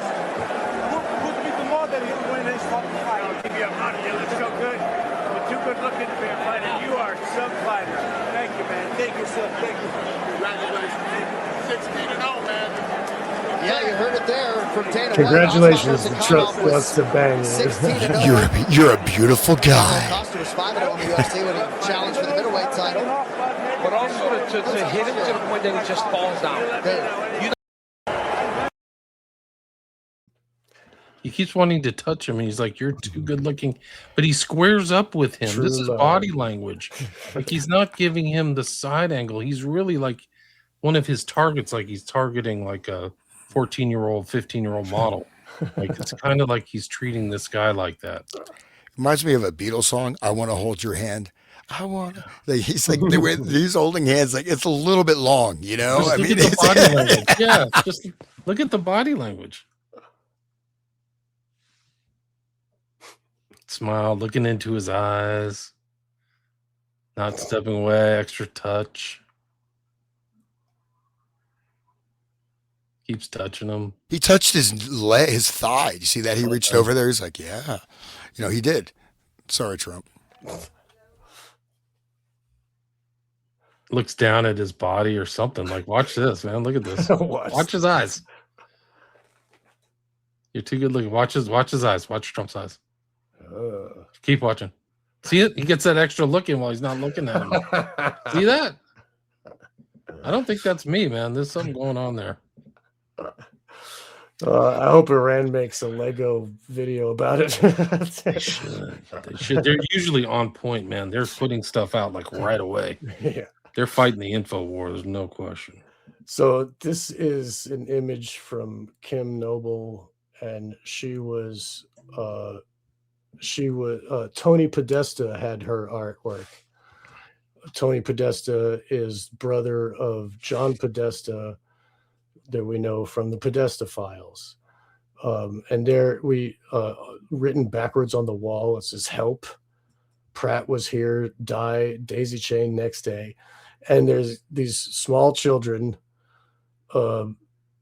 forced to perform fellatio on this monstrous purple man in a chair. And there's figures, it's as if the two children's souls are floating up in the sky, because it's like they're dissociated. Okay. Kim Noble was a victim of SRA type abuse. There's another one. So here's another one. We see the Joker face on one of the victims. And look at the blackness that they're in. I mean, these images have a lot of power to them. And there's another one, the same, on a chair with the dude smiling. Okay, there we go. We see three small girls, I guess, in a triangle in the center of the floor. And we also see floating, their spirits floating above. And we see three men with whips or something in their hands around them. This one is really bad. It's a gang rape of a child. Okay, this one, an adult is electrocuting someone who's tied to the wall. This one, a girl is chained to the wall and her spirit is floating again. Help. Free me, please. It says backwards. Children in cages. And the tall adults are carrying like electrocution devices, I'm guessing. It looks like a bolt of lightning or something coming off. Cattle prod. Cattle prod, right, yes. There again, you see a victim whose soul is floating up above the body. It shows the dissociation and the so that I just want to share those. And also before, like Maria Farmer too, she was a victim of Epstein's network, and she did this painting. This is three of them, but she did here. This one above has Les Wexner as the head of the snake, and it's got the faces of many of abusers. Bill Clinton on the TV. These are close-ups of. We see Trump right there with his hair in front of his temple with 666 on the door, hand tower. Trump is on top of a mushroom with the Amanita muscaria. And we see the spaceship on an obelisk that crushed the Wicked Witch, or the crushed the witch that had the ruby slippers. um, there's a lot going on in this painting. People should check it out. So, It's the modern version of a Hieronymus Bosch triptych. yeah, It it's really like is. if you want to know about the Epstein files, you could look at this, or you could read the files. It's really very deep, and She would know. She was an early victim, right? Even before 2000, if I remember. Well, and in she the was, 90s. I mean, right here, I think I mentioned I had worked one time on the Wexner estate, and that's where she was held captive. She was a right, prisoner. They imprisoned her. And I think she had to call her dad for help, if I remember. Like he had to drive from Florida or something. There was like something really dark. Yeah. I think she's suing the FBI for not listening to her. huh. I think Yeah, to this day in 2025 or 2026, I believe so. I think she's doing it anonymously, but I'm not positive. she got brain cancer too, which is very sad. I think probably just from I mean, it basically just wrecked her, psychologically and emotionally. They went after people, and she has a sister too, right? What's her sister's name? I forgot. I don't know. Her sister was one of the abused too. Yeah, there's a picture of her and her sister together. The early when they were, I think they were at their most vicious, like in the late 90s or early 2000s. And then I think that the relationship between Maxwell or G Max and Epstein started to fray. And then the lawsuit happened and kind of things got calmed down around 2007 when he went through the whole court process. Right, but My opinion. this will bring us back to the Epstein network and the abusers of the Epstein. I wanted to make sure that we highlighted Maria Farmer's work. Yeah, thanks. That's great. She's in this deviant art thing, so I think that she's a good element. When you showed that picture of the person over the young child, it made me think of this picture of Andrew, because it's the same kind of controlling thing. Like, why isn't this pulling up? Yeah. See how he's over her with his arms, like she can't move, and she's like almost like playing dead body. Right. And she's a shrimp. She's like prepubescent, or like she's not full grown. It's not a full grown girl. This is the girl alleged to come from Ukraine, by the way, that they don't know where she is. Like, that's the whole thing about the investigation. They had to stop the investigation because it would reveal, I think, in my opinion, it would reveal acts of extreme depravity so intense the public couldn't handle it. Like when Bondi said he would bring down like the economy, I don't think she was exaggerating. I don't think it was hyperbole.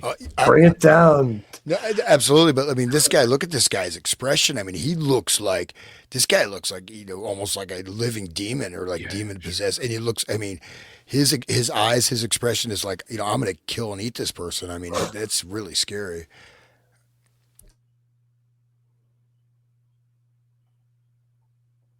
Elements of the FBI files that bring up Maria Farmer are very important, because in the document, one of the interesting components, we're talking about deviant art tonight, but one of the interesting components is that what came out is all the people calling the FBI saying these guys are freaks, Trump's a monster, Andrew's involved, Andrew's following people and hunting people in the UK with Ghislaine, like they're literally saying the stuff you're talking about, like those pictures you just showed, Sean, of those 5 kids out in the dark. There's the thing about this dude and Andrew and Ghislaine. Let me see if I can find it. Like, it is freaking harrowing. Like, they went to some place outside of like the area and like tortured people. It's just it's off the charts. Yeah, I think we talked about, maybe it was the Blink Twice episode where they did the human hunting, where they would chase him and rape him and take an article of clothing and then let him go and keep chasing. Did we talk about this file? I don't even remember. This is this is the intake files, right? So these are the things that happen. This is August 2020. Did we talk about this 6 to 8 year old one? You guys remember No, that? let's go. Do you want to read that, Sean? Do you feel like reading it? Yeah, I think I can probably get that. I can email this to you if you can't see it. I think I can see it. Okay. Okay. This is 2020. Okay. So let's see. Epstein, Jeffrey, child sex trafficking. Date submitted 7/12/2020. Threat to life false. Submitted text.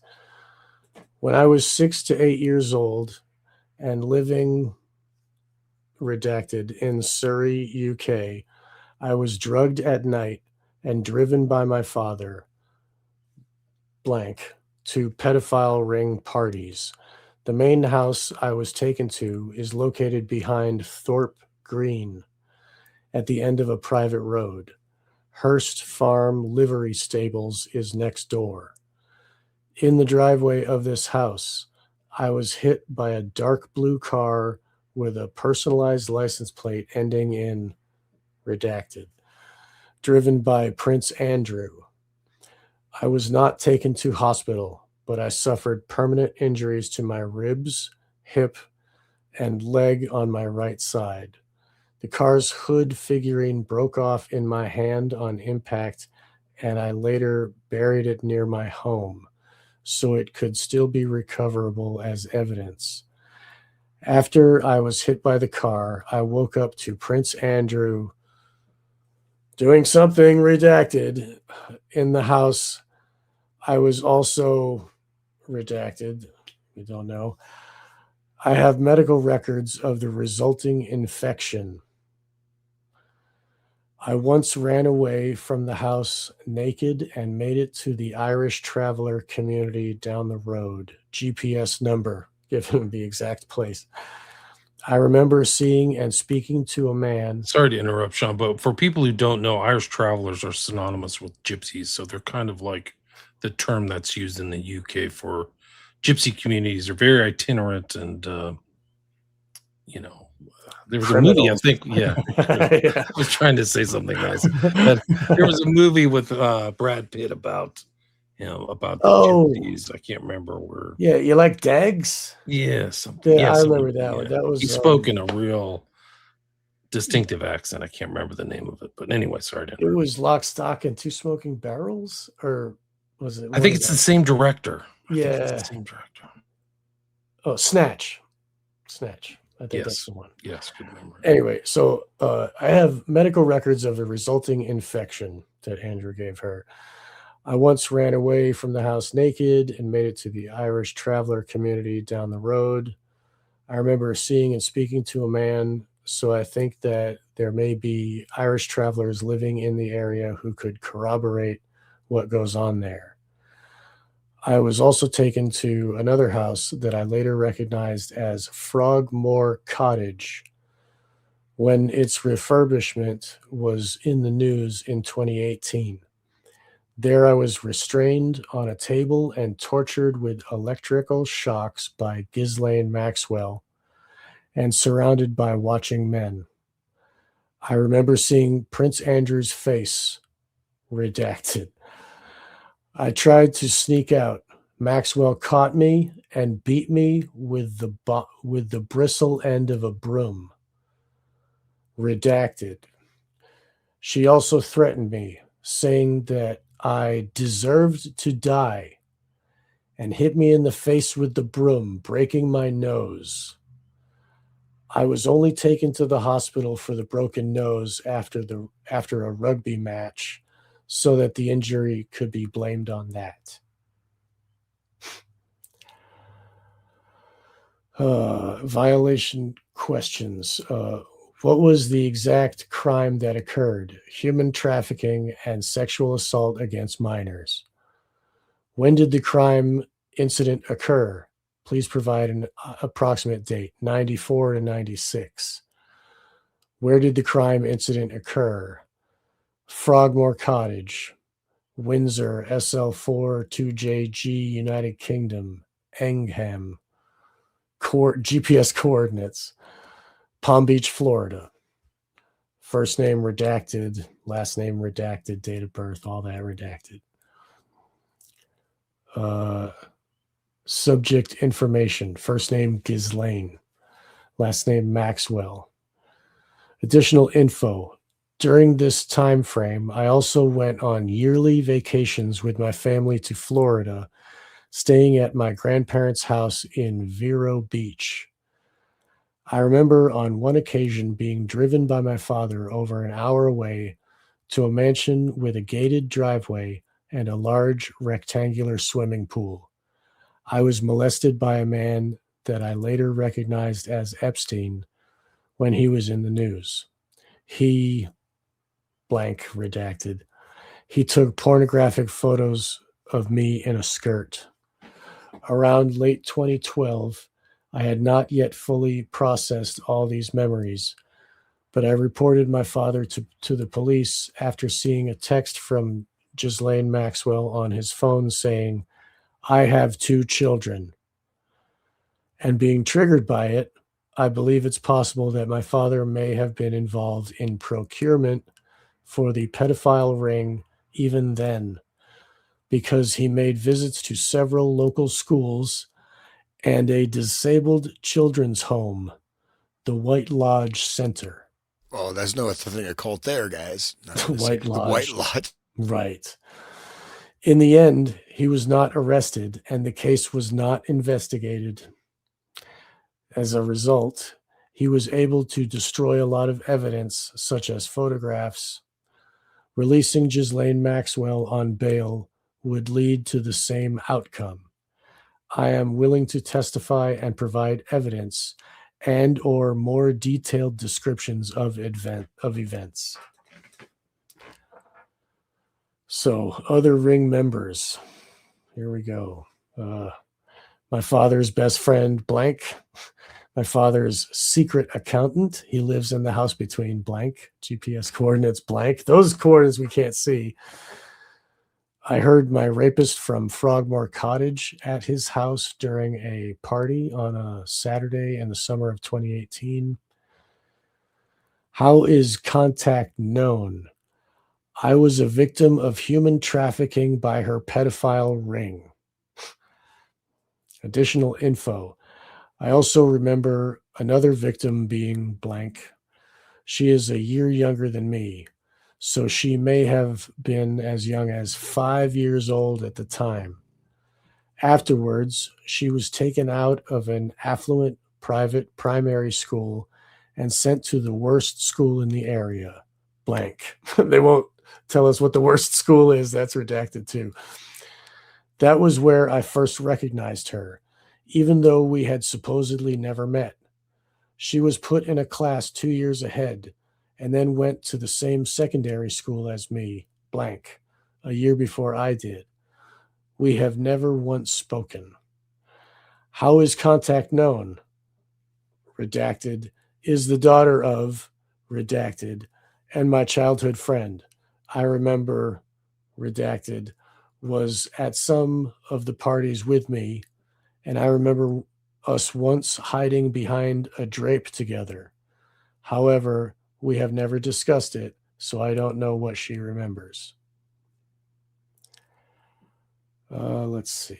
So all this ties in directly to all that Kim Noble stuff you talked about. Cattle Exactly. prod. Tie them down to a fucking table and electrocute them, put them in cages. And this is all the stuff that we've heard from the SRI survivors, all the testimonies, you know, all the Air Force bases with stacks of electric cages for children. They can just hit a switch and all of them get electrocuted. It's a system that it's well used by this point. I mean, it's a systematic breaking of the mind, which takes exact thing. They need humiliation. They need sexual trauma. They need to break Grok's legs in the specific way to get these types of Manchurian Candidate effects out of the victim, right? It's like Elaine's a witch with a broom. Like, witch motif. Well said. Well, no, I deserve to die. That's what she would say, like a witch to a little kid. And your little dog too. No, this is probably an inappropriate anecdote, but I was a massage therapist. I thought I was going there. She's like, "Oh, I'm a witch," you know that, and she had a 600-year-old witch's broom from Scotland, right? And it was real. I mean, it was a real witch's broom. And so these brooms are stains on it on the end. What was it stained on the end with any kind of like? I didn't really look at it. I had never see. It was almost like I'd never noticed it, and I saw it was like this super antique broom. You know, I said, "What is that?" Oh, that's from this, particular coven is about, from like 16 something in Scotland.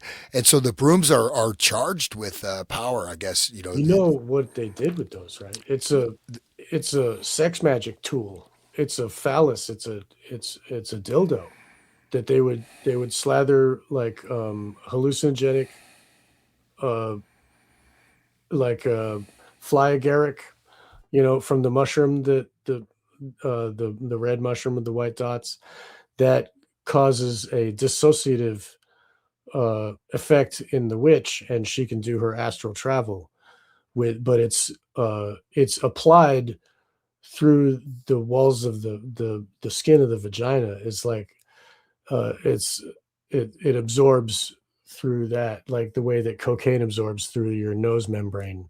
The same thing, like people boof drugs up their rear end, the vagina is another receptacle for.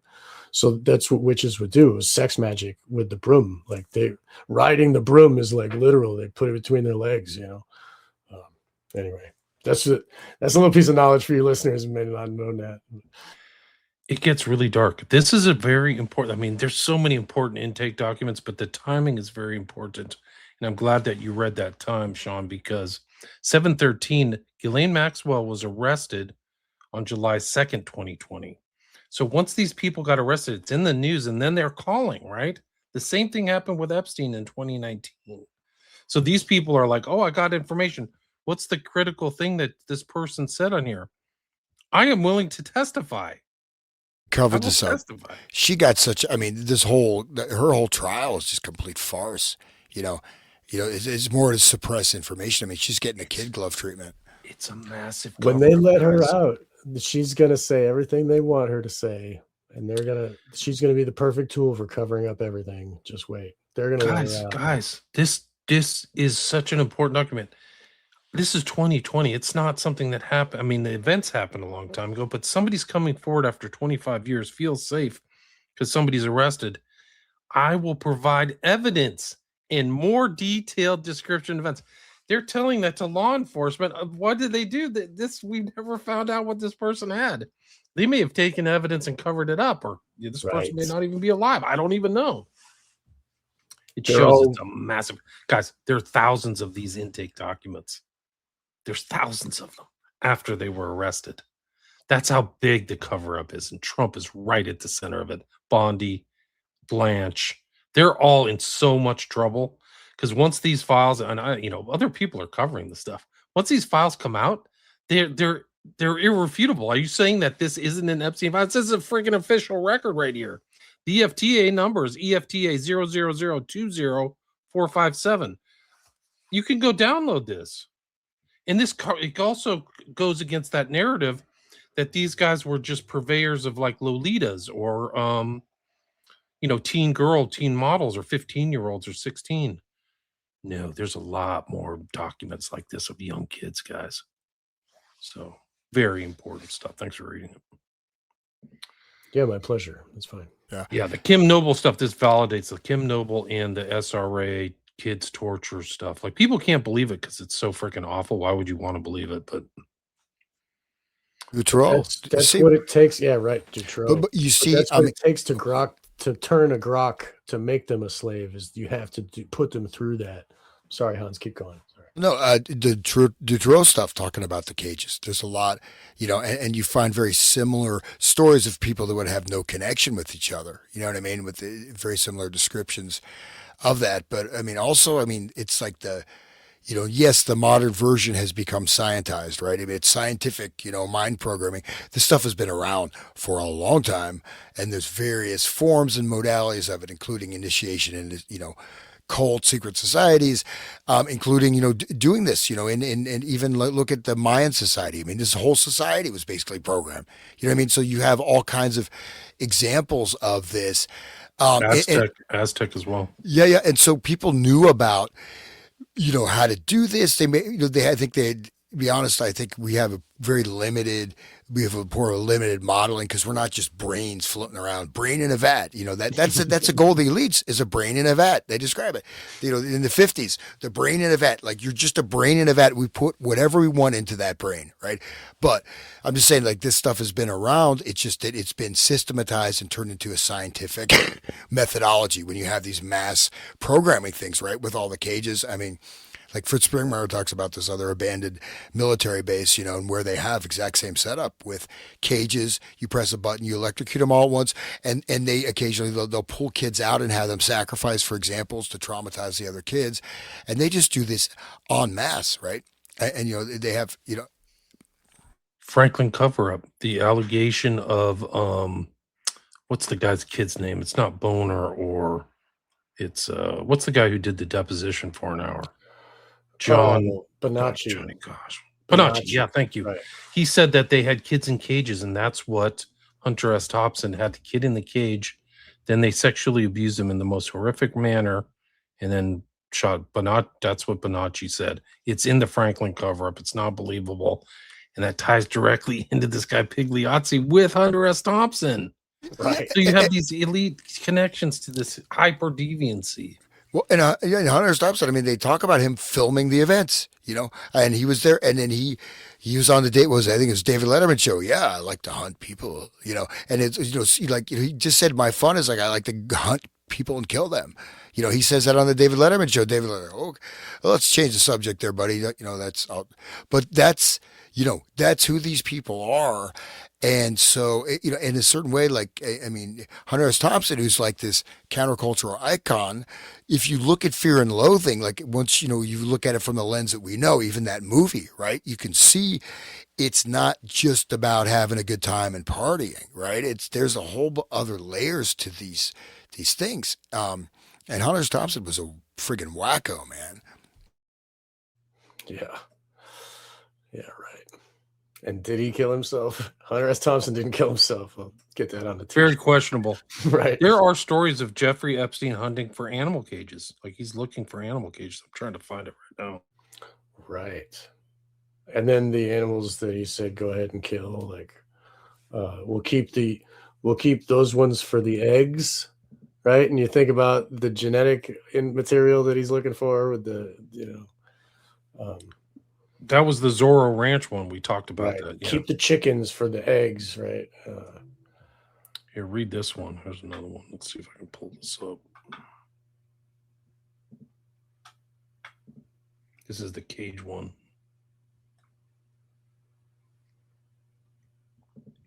They're pricing out the cages here, guys.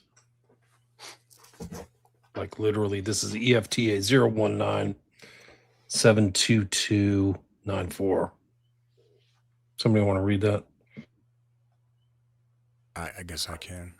So, not that I want to, but Be brave. Here, I'll do it.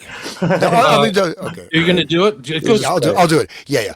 Okay. Started So June 7th, I was just 2013. It progresses from the bottom up. Yep. So okay, this is Kanya Schulich, CC Jeffrey Epstein, Friday 6/7/2013, 2:51 p.m. Subject: Birds. Oh, I didn't realize they were so big. Are you going to put one of those big cages inside the big round wall on the top of the mountain? On Friday, June 7th, 2013, Blank wrote, here are some cage pictures. Ramos is getting prices. From Stephanie Hodges, June 7th, 2013, 10:33 a.m., Birds. Hi, here are the cage photos. Raymond is getting the pricing for me. I have also attached some monkey, lemur, and cat pics.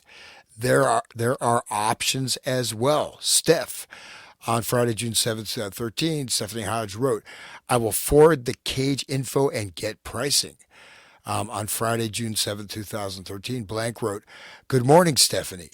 Jeffrey is requesting a price list for the birds. He is also wondering about cages. I'm not sure what size cage these birds should be in. Could you please check whether they sell cages? I will also do research online. Thank you. Some birds need really big cages, like aviary type, you know, and you could definitely fit a human into a big bird cage. There's no evidence that he kept birds, guys. There's no evidence that he kept birds anywhere. And there's no evidence for monkeys or lemurs. Right? So, like, why would I want a monkey cage? Well, where's the fucking monkey? Right? Another symbolism that of a bird in a cage is the monarch victims. I mean, even Hans and I talked about it with that movie Eyes Without a Face. Like in the end, she like lets these birds out of a cage, and she had no identity and stuff. We went deep on that. The We were symbolism talking of the with Brett. bird, and it's everywhere. It's all throughout the Bowie, Beatles, Yeah, the cage, Dolly like, Parton. Yeah, it's everywhere. right. Trying to find that one about the Zorro Ranch animals, because we read that. Try to see if we can read it again, but Well, in 50s, 60s England, birds was synonym for like chicks, Right. birds, girls, you know. Chicks. So it's but they called them birds, you know, in England. Bird watching. gosh, where is that stupid zoo one that I had? Anyway, I have too many files. I don't know. Do you want to talk about some comments while you're looking? Yeah, you want to start, Sean? Go ahead. So somebody said loosh is a thing, and another person asked, what is loosh? And so I just wanted to answer that really. Like, loosh is it's negative energy that can be siphoned off by non-corporeal entities. They drink it like sustenance. And if you know about like Jerry Marzinski and how he talks about he wrote a book about how the voices that schizophrenics hear are basically demons or non-corporeal entities that are feeding off the energy of the victim. So loosh harvesting is when they can make, so demons are these non-corporeal things that need to feed off us. They create a situation in our life which will cause pain and anguish and ongoing suffering, so they can just drink that off of us. And like when somebody dies, like they will latch on to the people, like they'll jump from one to the other. Jerry even describes it as it's as if these things are clocking in for a job. They just like show up and they pester the mind of the schizophrenic for so many hours, and then it's very weird. But the loosh is that, and the whole satanic society is like humans are a big loosh farm for these non-corporeal demons. I'm sure a lot of the listeners will know what I'm talking about. So I'm scrolling up here. Let's see. Yeah, so Rothschild, Bank of England, House of Windsor, like these are the people like that goes along with the faces that William was showing before, and the connections of why Maxwell's not going to get in trouble. Like here, let's see. Oh, okay. You have to look into Johnny Vedmore's reporting on Maria Farmer. She has proved she is complicit with the Epstein network, even if she started as a victim. That's interesting. Johnny Vedmore is a spicy character. Didn't see that. Yeah, he got pissed at me. I missed an appointment with him. He's not talking to me, so I don't think it's going to happen through me. It'll have to happen through Sean. But he worked for them. You know, he worked for. I mean, she worked for. That was her job, right? She was hired and this and that, so she didn't know, and she started to find out what was going on. It's part of the grooming. It's part of the manipulation. Is you bring them in slowly, and then they use it as a multi-level marketing scheme. So then they were complicit. Is you will come in, and then you find the girls, and then they're black. It's a form of blackmail. They've got a finger on them, right? So I'm not even surprised at all that Maria Farmer could be possibly complicit. I'm not saying she is. But that's the way they did the whole process of grooming, was to like bring them in, abuse them, and then turn them in, like morph them, like almost mind control them into the Stepford wives or something like that. Like, okay, now you go find them. Now I'll give you $300. Tell your friends I'll give them $300. Now you're involved in like the network or the scheme, right? These DID victims, a lot of times they have cult loyal alters inside. that will take over, and all of a sudden they're doing, like Alice from Eyes Wide Shut. You know what I mean? She's like bringing her kid to the cult and letting them kidnap her, but because the cult loyal altar is like, we should be thankful, right? We should be. Anyway, does anybody know Frogmore, Meghan and Harry's home? Is that real? Is that true? I don't know. I've never heard that. Maybe it is. Is it Meghan and Harry's home where they're doing the abuse? Wow, that'd be crazy. That's somebody should look up and comment some more on that. That's great. G Taylor 2027, please give us more information. Let's see.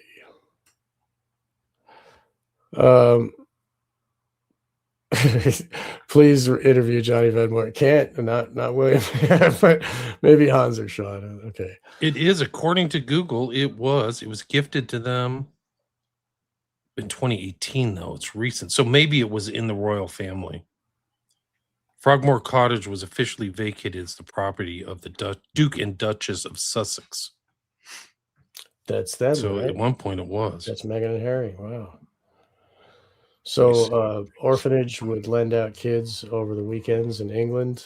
I'm sure that's probably true. I mean, the way that Jimmy Savile would go in and out of these places. He did. He would take all the various homes. He'd take them out in a car, in a van, and then take them to parties. Take them to various places. He had a camper van, like a conversion van. He would just. Yeah. And one of the victims even described, she was taken to some basement and maybe in a hospital, and he was sitting there on a throne, as a satanic ritual, pentagram, and all this stuff. And as she was so yeah, they would loan him out. I mean, he had a whole, right. Right. Frogmore Cottage is a house close to Windsor Estate, according to this article. It's a half a mile south of Windsor Castle. So it's Frogmore House, Frogmore Cottage, Windsor Castle. It's all part of some kind of. That's a cottage, man. That's where Andrew hit her in the driveway, and they tied her down and electrocuted her, and Ghislaine broke her nose. Great.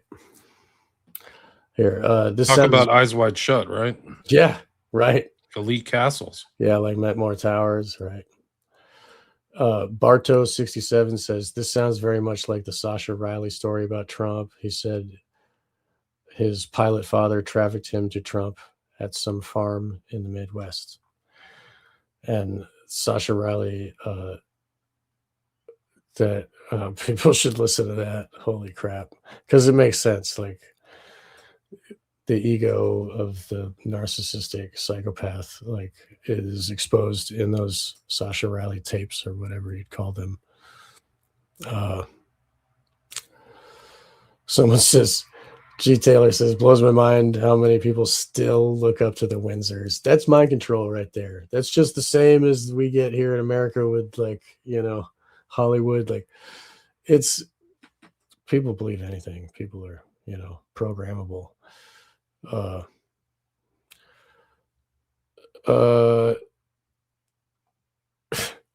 Boy George, do you really want to hurt me? Has Dolphin Club Notorious. I don't know what that is.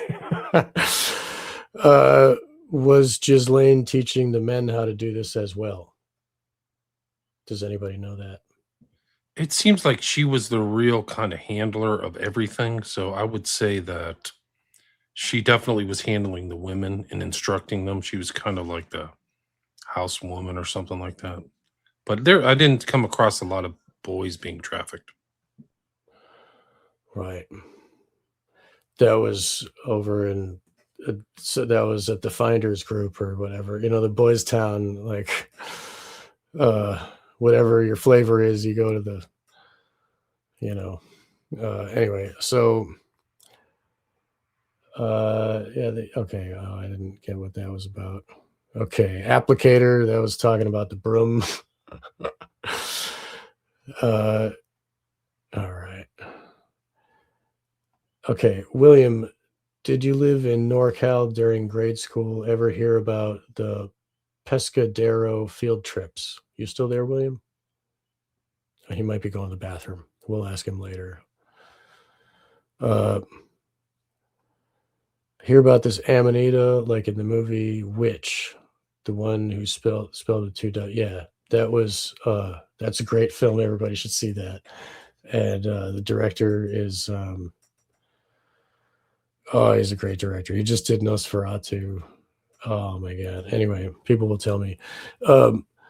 Yeah, that is legit. That movie is based on like legit history of witches, and that witch in that movie was actually making a paste out of the dead baby. She was grinding the baby, and then she slathered herself fully, and then so like she had to steal the baby to make them float like that. All of them float, right? That there's levels, it goes deep. So anyway, so she may get pardoned. She did stuff for the Rothschilds. Trump said that he wishes her well. Ghislaine.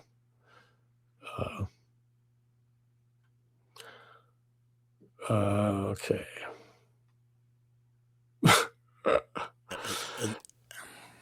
Go ahead.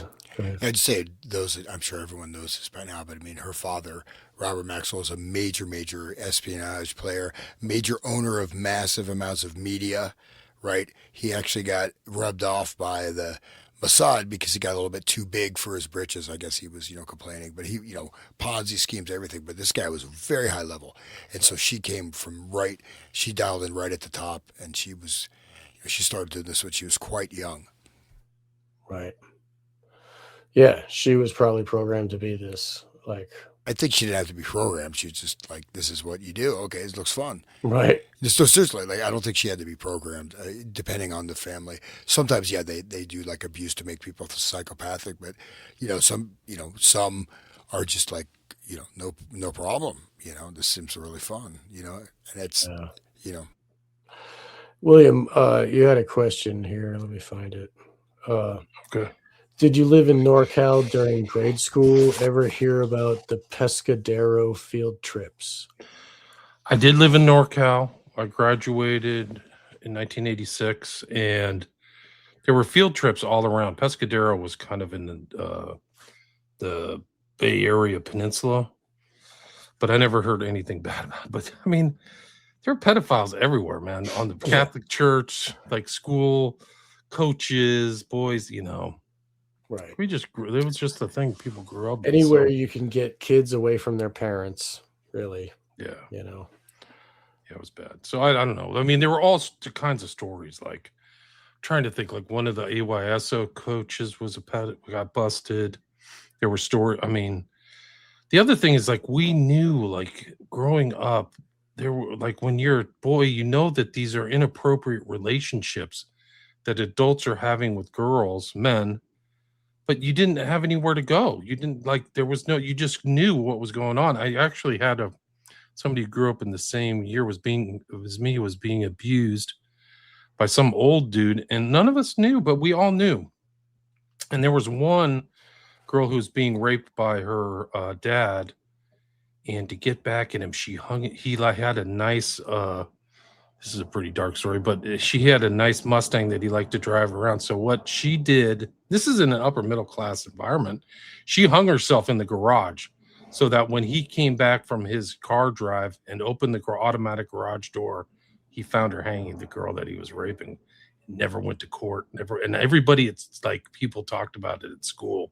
Like, all the girls talk too. Like, the grapevine worked back then. That's how you communicated. So that's a super dark story, but wow, it was a different time back then. It was a worse time. People just put up with stuff that happened at homes, and like, I had friends whose parents beat the crap out of them. Like, it was really rough. It was really like their external. It was almost like some kind of Stepford wife thing where, like, the internal home life was super chaotic, but then outside, these people would be like, teachers at elementary schools or high school principals or something like that. But it's just so weird. Anyway, I don't know anything about Pescadero. I'll have to look into it. Well, thanks for that. That's good. Okay, Blue Bloods, Aryans. Okay, we got some stuff. Okay, his book Hell's Angels is very good. I don't know what to say about Hunter. His short stories are very candid and interesting. And thanks, Hank Williams. Schultze there. Yeah, for people who don't know, he did a short story about satanic sacrifice where bodies were being dropped, and even IAI doesn't know where it is, but it's in one of his books. It's hard to find. A lot of the stuff has been scrubbed. And I'm sure people who like Hunter would want that scrubbed, honestly, because he talks about people at night picking up bodies for strange rituals, like literally writes about that. And I think he falls into at least some of his writing into transgressive literature. Well, his first novel is actually pretty good, right? So he wrote a novel. He was hanging out, I think it was in Cuba or whatever.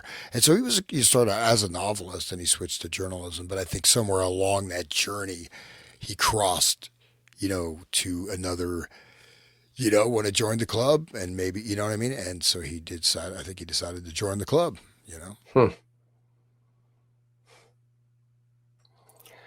Yeah.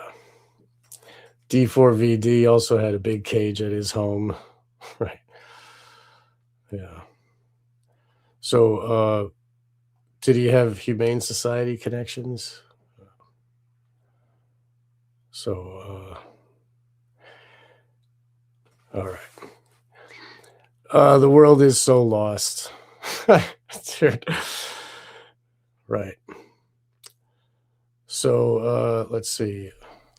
Should we anything else important? Because I don't think so. Okay. I guess I'm scrolling through and I'm trying. We to do find, have there's something a very lot. important. There's 337 people waiting for Trumpy the Bear. Trumpy Bear, let's do it, guys. All right.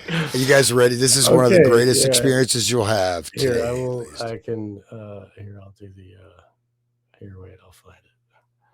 Okay. This is so funny. Oh my God. Official commercial. Share. Just so everyone knows, this is real. It's a real product, and this is his product. So we can all go. I recommend everyone buy one. This is a real thing this was posted 8 years ago. 5 million views. Order yours today. www.gettrumpybear.com. Well, we might visit that too if we have time. The wind whispered through the forest. A storm is coming. You cannot defeat the storm. From the trees rose a resounding voice. I fear nothing. I come when the trumpet sounds. I am the storm, the great American grizzly. Introducing the original Trumpy Bear, the fearless, super plush American grizzly. Trumpy Bear was born June 14th, Flag Day. Just find the secret zipper and pull out the flag blanket. Then wrap yourself. Find the secret zipper and pull out your flag blanket. Dude, what is that? I don't. And then we've done many shows about the pedo bear, right? So right, talked exactly. About it, the secret zipper. Oh man. In warmth. Show your patriotism and proudly display Trumpy on Flag Day and on any American holiday. Trumpy can even honor your own family heroes. That he sent to Iran to die. Well, no, I mean, they literally have, so there's a home shrine for their dead son or whatever, and they have the Trumpy Bear right on the shrine for those who are listening. That bear's got blue eyes. You can trust him. Bless America, and God bless Trumpy Bear. Trumpy Bear sits proudly at the front of the motorcycle for all the world to see. Which is a Japanese motorcycle they put on display for this commercial. They couldn't even get an American motorcycle. And loves to cruise with his brother. I'm a former Marine, and I'm proud to have Trumpy Bear ride by my side. Once a Marine, always a Marine. Oh, of course, buy a bear, then of course, because you're a Marine. Right? Everyone knows Trumpy Bear loves to go to the golf course. Everyone knows. When I ride with Trumpy Bear, he makes my golf game great again. Thank you, Trumpy Bear. Simply style his trademark hair and place him in his favorite chair. Even the toughest guys will love Trumpy Bear. When America is great, business is great. And Trump really loves those tough guys too. He gets a quick look at their Johnson while they're looking away. When business is great, Right. I'm great. I love you, Trumpy Bear. I am an Army veteran. I am proud. Notice this guy's name. He's an Army veteran. His name is Corporal Frank Warholic. Dude, what the heck? And he's wearing a shirt with tons of American all flags, flags, American flags behind him. He's All the Frank Trumpy Bear. Statism is a disease, people. Really. I Warholic. will always It's be unbelievable. proud to This be is an unbelievable. American. Order the Super Plus Trumpy Bear for only 2 payments of $19.95 and receive a special certificate of authenticity. Don't miss out on owning a piece of American history. I would Order now hate to for get only- an inauthentic Trumpy Bear, guys. Right. Like, I mean, Yeah. God, is this real? Did Better that be. fall off the back of the Bean truck? Vegas? Is this Yeah, a real it better be Trumpy the Bear? real thing. Yeah. If it's had the creepy zipper with a flag that comes Yeah, out, you have to dude. reach in and get You it. can wrap yourself up in your patriotic blanket. If I 2 was payments of speaking zipper. $19.95. Trumpy, the most 2 fearless payments. bear anywhere. Order now. Okay, order now. So Yeah. yeah, but it was 8 years ago. It was 2 payments of $19.95. It's gone That's up. what it is now. Yeah, But- this is now 2025. 2025. Shipping sold out. Okay. I want that new tie. I want to get the Trumpy Bear. I want the deluxe kit. It's only $100 or $80 with all the flags $80. and Yeah, right. Okay, so you get your flag and the free song download. So anybody want to hear? I guess you have to download it to listen. I have it right at the ready, guys. You're, Well, please, you're in luck. please share. And this song, this fully produced 3-minute song for the Trumpy Bear. I think it's a masterpiece. Everybody, get your Kleenex, get your napkins out. This is going to bring a tear to your eyes. Got authentic country flavor. Yeah, there's no question about it. This is not AI.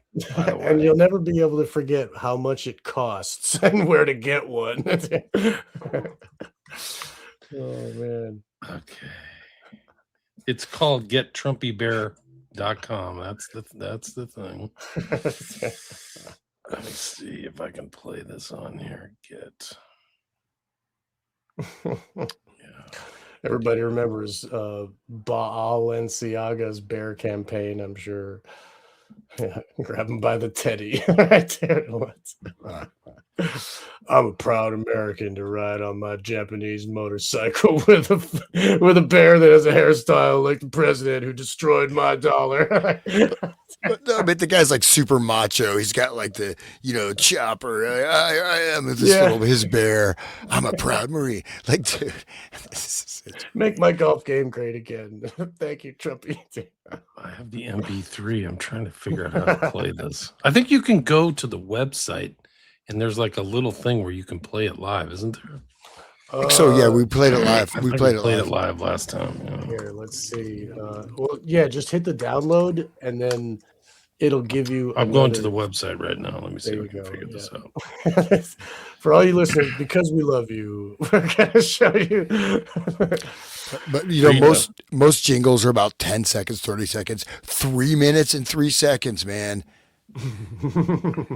This will bring a tear to your eyes, guys. It's gonna just blow your.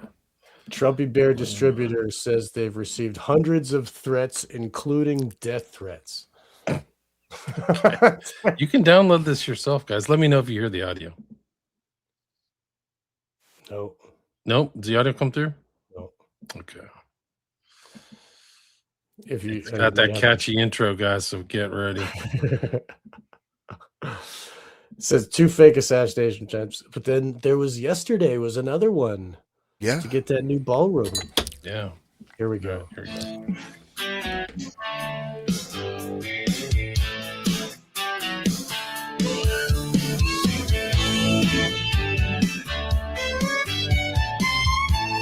Vote or die, bitch. Vote or die. Hey, do you want a friend who's bold and great? A bear that's got the style you can't underrate. It's Trumpy Bear, and it's here today. Get yours now, don't delay. For just $69.95, it's a deal you can't beat. Plus a hat and tie to make you look complete. No need to search, no need to roam. Get your Trumpy Bear and bring it home. Trumpy Bear, he's the one for you. With style and flair, he's turning heads too. Had to get Trumpy Bear. Style and flair. It's true. Get your Trumpy Bear today. It's waiting for you. This is my favorite lines right here. Coming up. He's bold, he's fun, he's the star of the show. With his hat and his tie, he's ready to go. No matter where you are or what you do, Trumpy Bear's the buddy that's just for you. For just $69.95, it's a steal, can't you see? A hat, a tie, and a bear, that's all for free. Order now, don't hesitate. Trumpy Bear is your perfect mate. Trumpy Bear is the one for you. With style and flair, he's turning heads too. Even Had to get TrumpyBear.com, it's true. the song keeps going though. It's waiting for I want this on my iPod. It's $69.95. They raised the price again, man. Trumpy Bear inflation because of the Iran war. What are you waiting for? He's just a click away. Just a click away. Had to get TrumpyBear.com and brighten up your day. Trumpy Bear, he's the one for you. With style and flair, he's turning heads too. Had to get TrumpyBear.com, it's true. Get your Trumpy Bear today, it's waiting for you. Trumpy Bear, yeah, Trumpy Bear. Get him now, he's your new best friend, I swear. Only $69.95, it's a perfect pair. Get your Trumpy Bear today right here.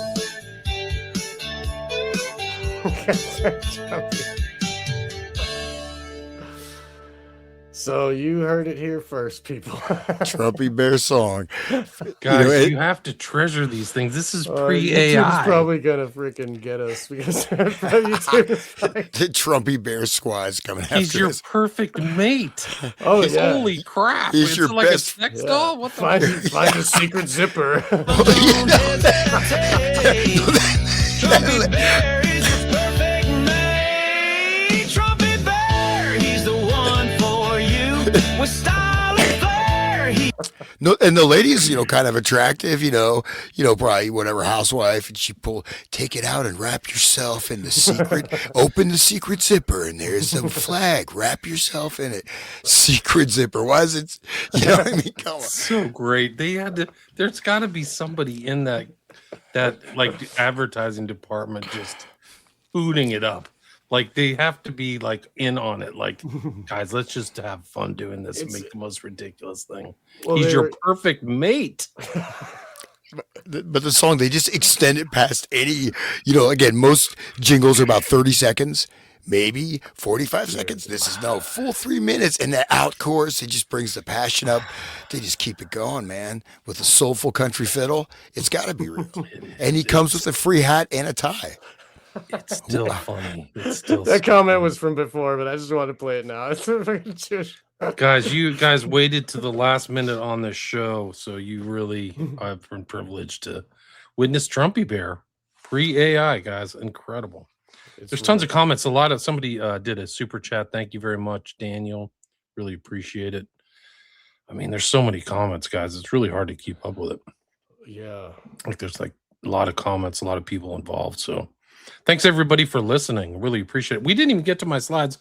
In a way, that's very fortunate because I added so much I don't even know. I've got like 250 slides now. And that Pigliazzi guy was just one element of it. But there's so many other names in there. Coons, Hearst. I literally could write a book on Epstein and art stuff now. Like I really think I could put together a credible 400-page book. I'm not joking. And that's just one element of these files. But Hans got to run, I think so. I know it's late your time, guys. You guys are at almost at the midnight hour, so I think you guys want to wrap it up. So we're up to. Well, I'm good either way. I just I'm not working tomorrow, so I'm okay to hang out. But I probably should. Why don't you tell people where they can find you, and let's wrap it Yeah. up. Well, thanks everybody for being here. I do apologize for not posting for a while. I got a bunch of new material, just various transitional phases and whatever. But I thanks everybody. I'm at the Resonant State. My website is hansutter.com, which is just primarily music related. But check out the new article that's on the Brett's journal there on FM radio, Culted Frequencies of Counterculture. So I'm on YouTube, Spotify, BitChute, Rumble, and Odyssey. So thank you guys, everybody, for listening. And thank you, Sean and William, for being who you are. My pleasure. It's always fun to be here with you guys. And you can find my stuff, Wake the Dead. You can find it all over. I'm on YouTube here. I'm doing this live. But also BitChute, Rumble, Odyssey, and Spotify, Apple Podcasts, Google Podcast, all this stuff. And people can find. Make sure I post everything on onegreatworknetwork.com/Sean-McCann. And there's a donate page there if people feel willing to share the love. I am a working slave, and I need all the help I can get in the world.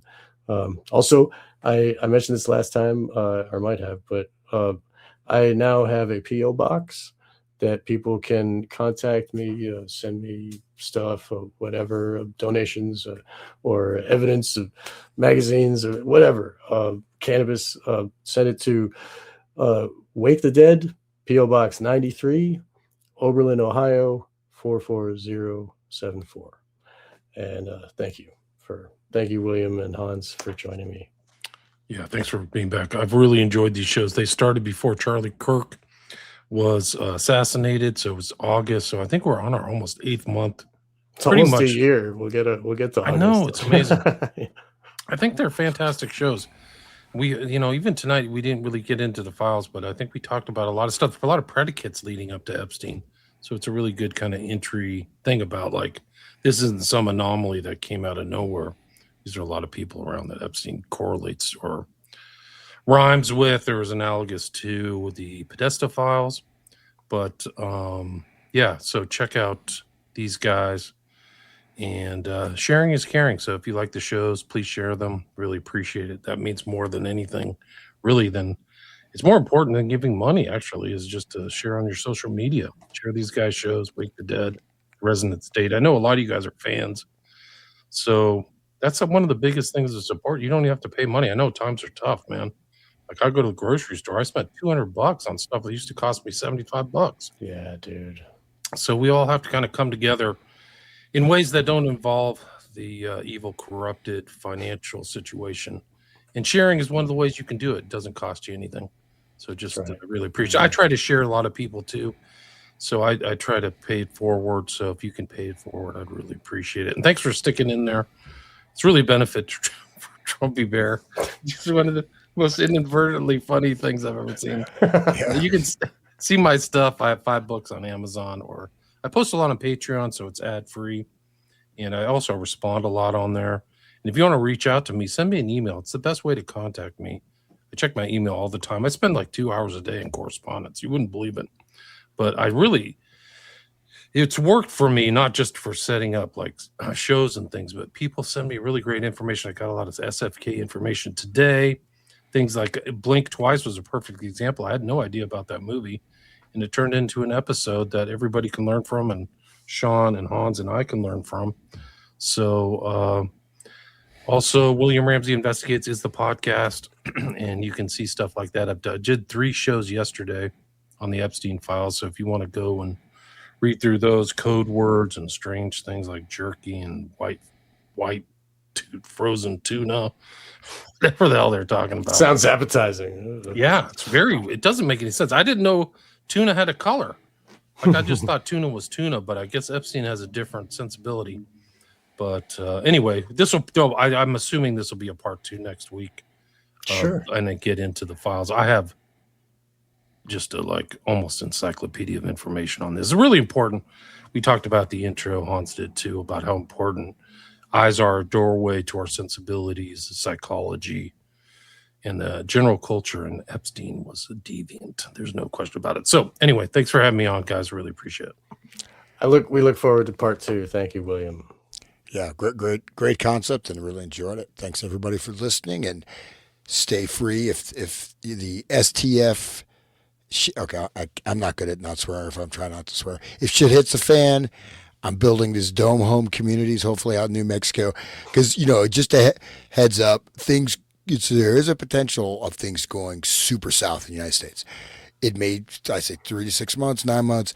There's a lot of fault lines. It just depends what happens. Hopefully it doesn't, right? I like things, keep going the way they are, at least to a certain degree. But just, be mindful that there may be a massive spike after, coming up in the summer with food prices and a lot of things. Gas could hit probably $9, $10 a gallon. So.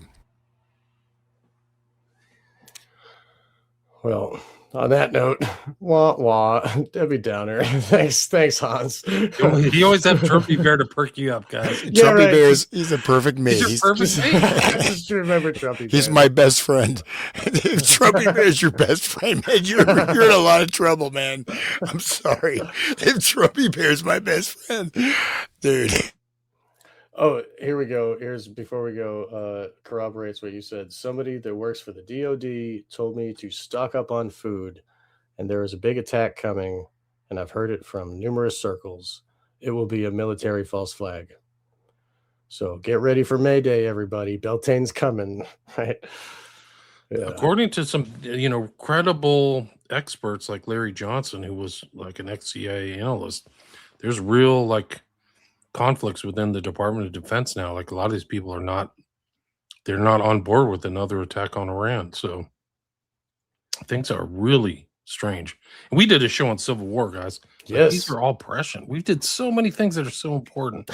Civil War, white noise. The one Obama did, the Obama movie. One with the signal. Yeah. Yeah, but that's one thing people don't know. So you can drop with one nuclear weapon, you don't even have to hit the ground. You detonate it in the atmosphere, EMF wipeout. That EMF wipeout will take out all the nuclear power plants. Just that country's finished, man. I mean, people don't realize how vulnerable the grid is, and you get that high atmospheric blast. You don't even have to hit the ground, right? Just total electricity blackout will do the rest, and that's what we see in that film. So. Yeah, but I don't like to be paranoid, man, because I think that's no, I'm not. We can all go hide in our bathtub. We learned that from you, Hans. You got to stand in the moment. You can't be fearless. If the zombies, when the Juba family daycare, they erase the frog off their little weird van. If they come after me, I've got a huge Somalian community right up the street. I'm not going to run. I'm going to stay on my ground with Trumpy Bear. He's your best mate and friend. So when things get rough, you can always rely on your Trumpy Bear, guys. Right. You can ride your hog with Trumpy Bear in his secret zipper. The tough guy.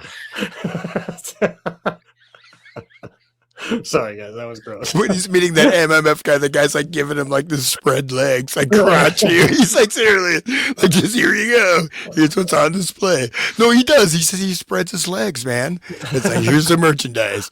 Try before you buy. Yeah. I hope they have a contact information for Warholic.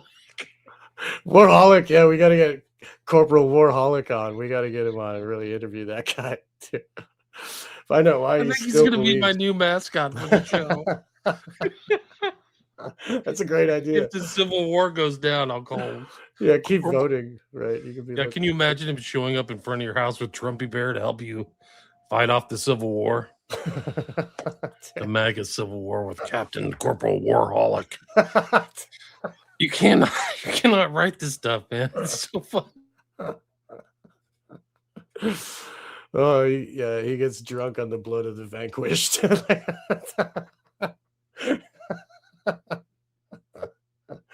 But he loves his teddy bear. Okay. All right, guys. We love you guys. Thank you. Peace. Thank you for joining us. Thanks, everybody, for listening. All right, Bye-bye. stream. All right.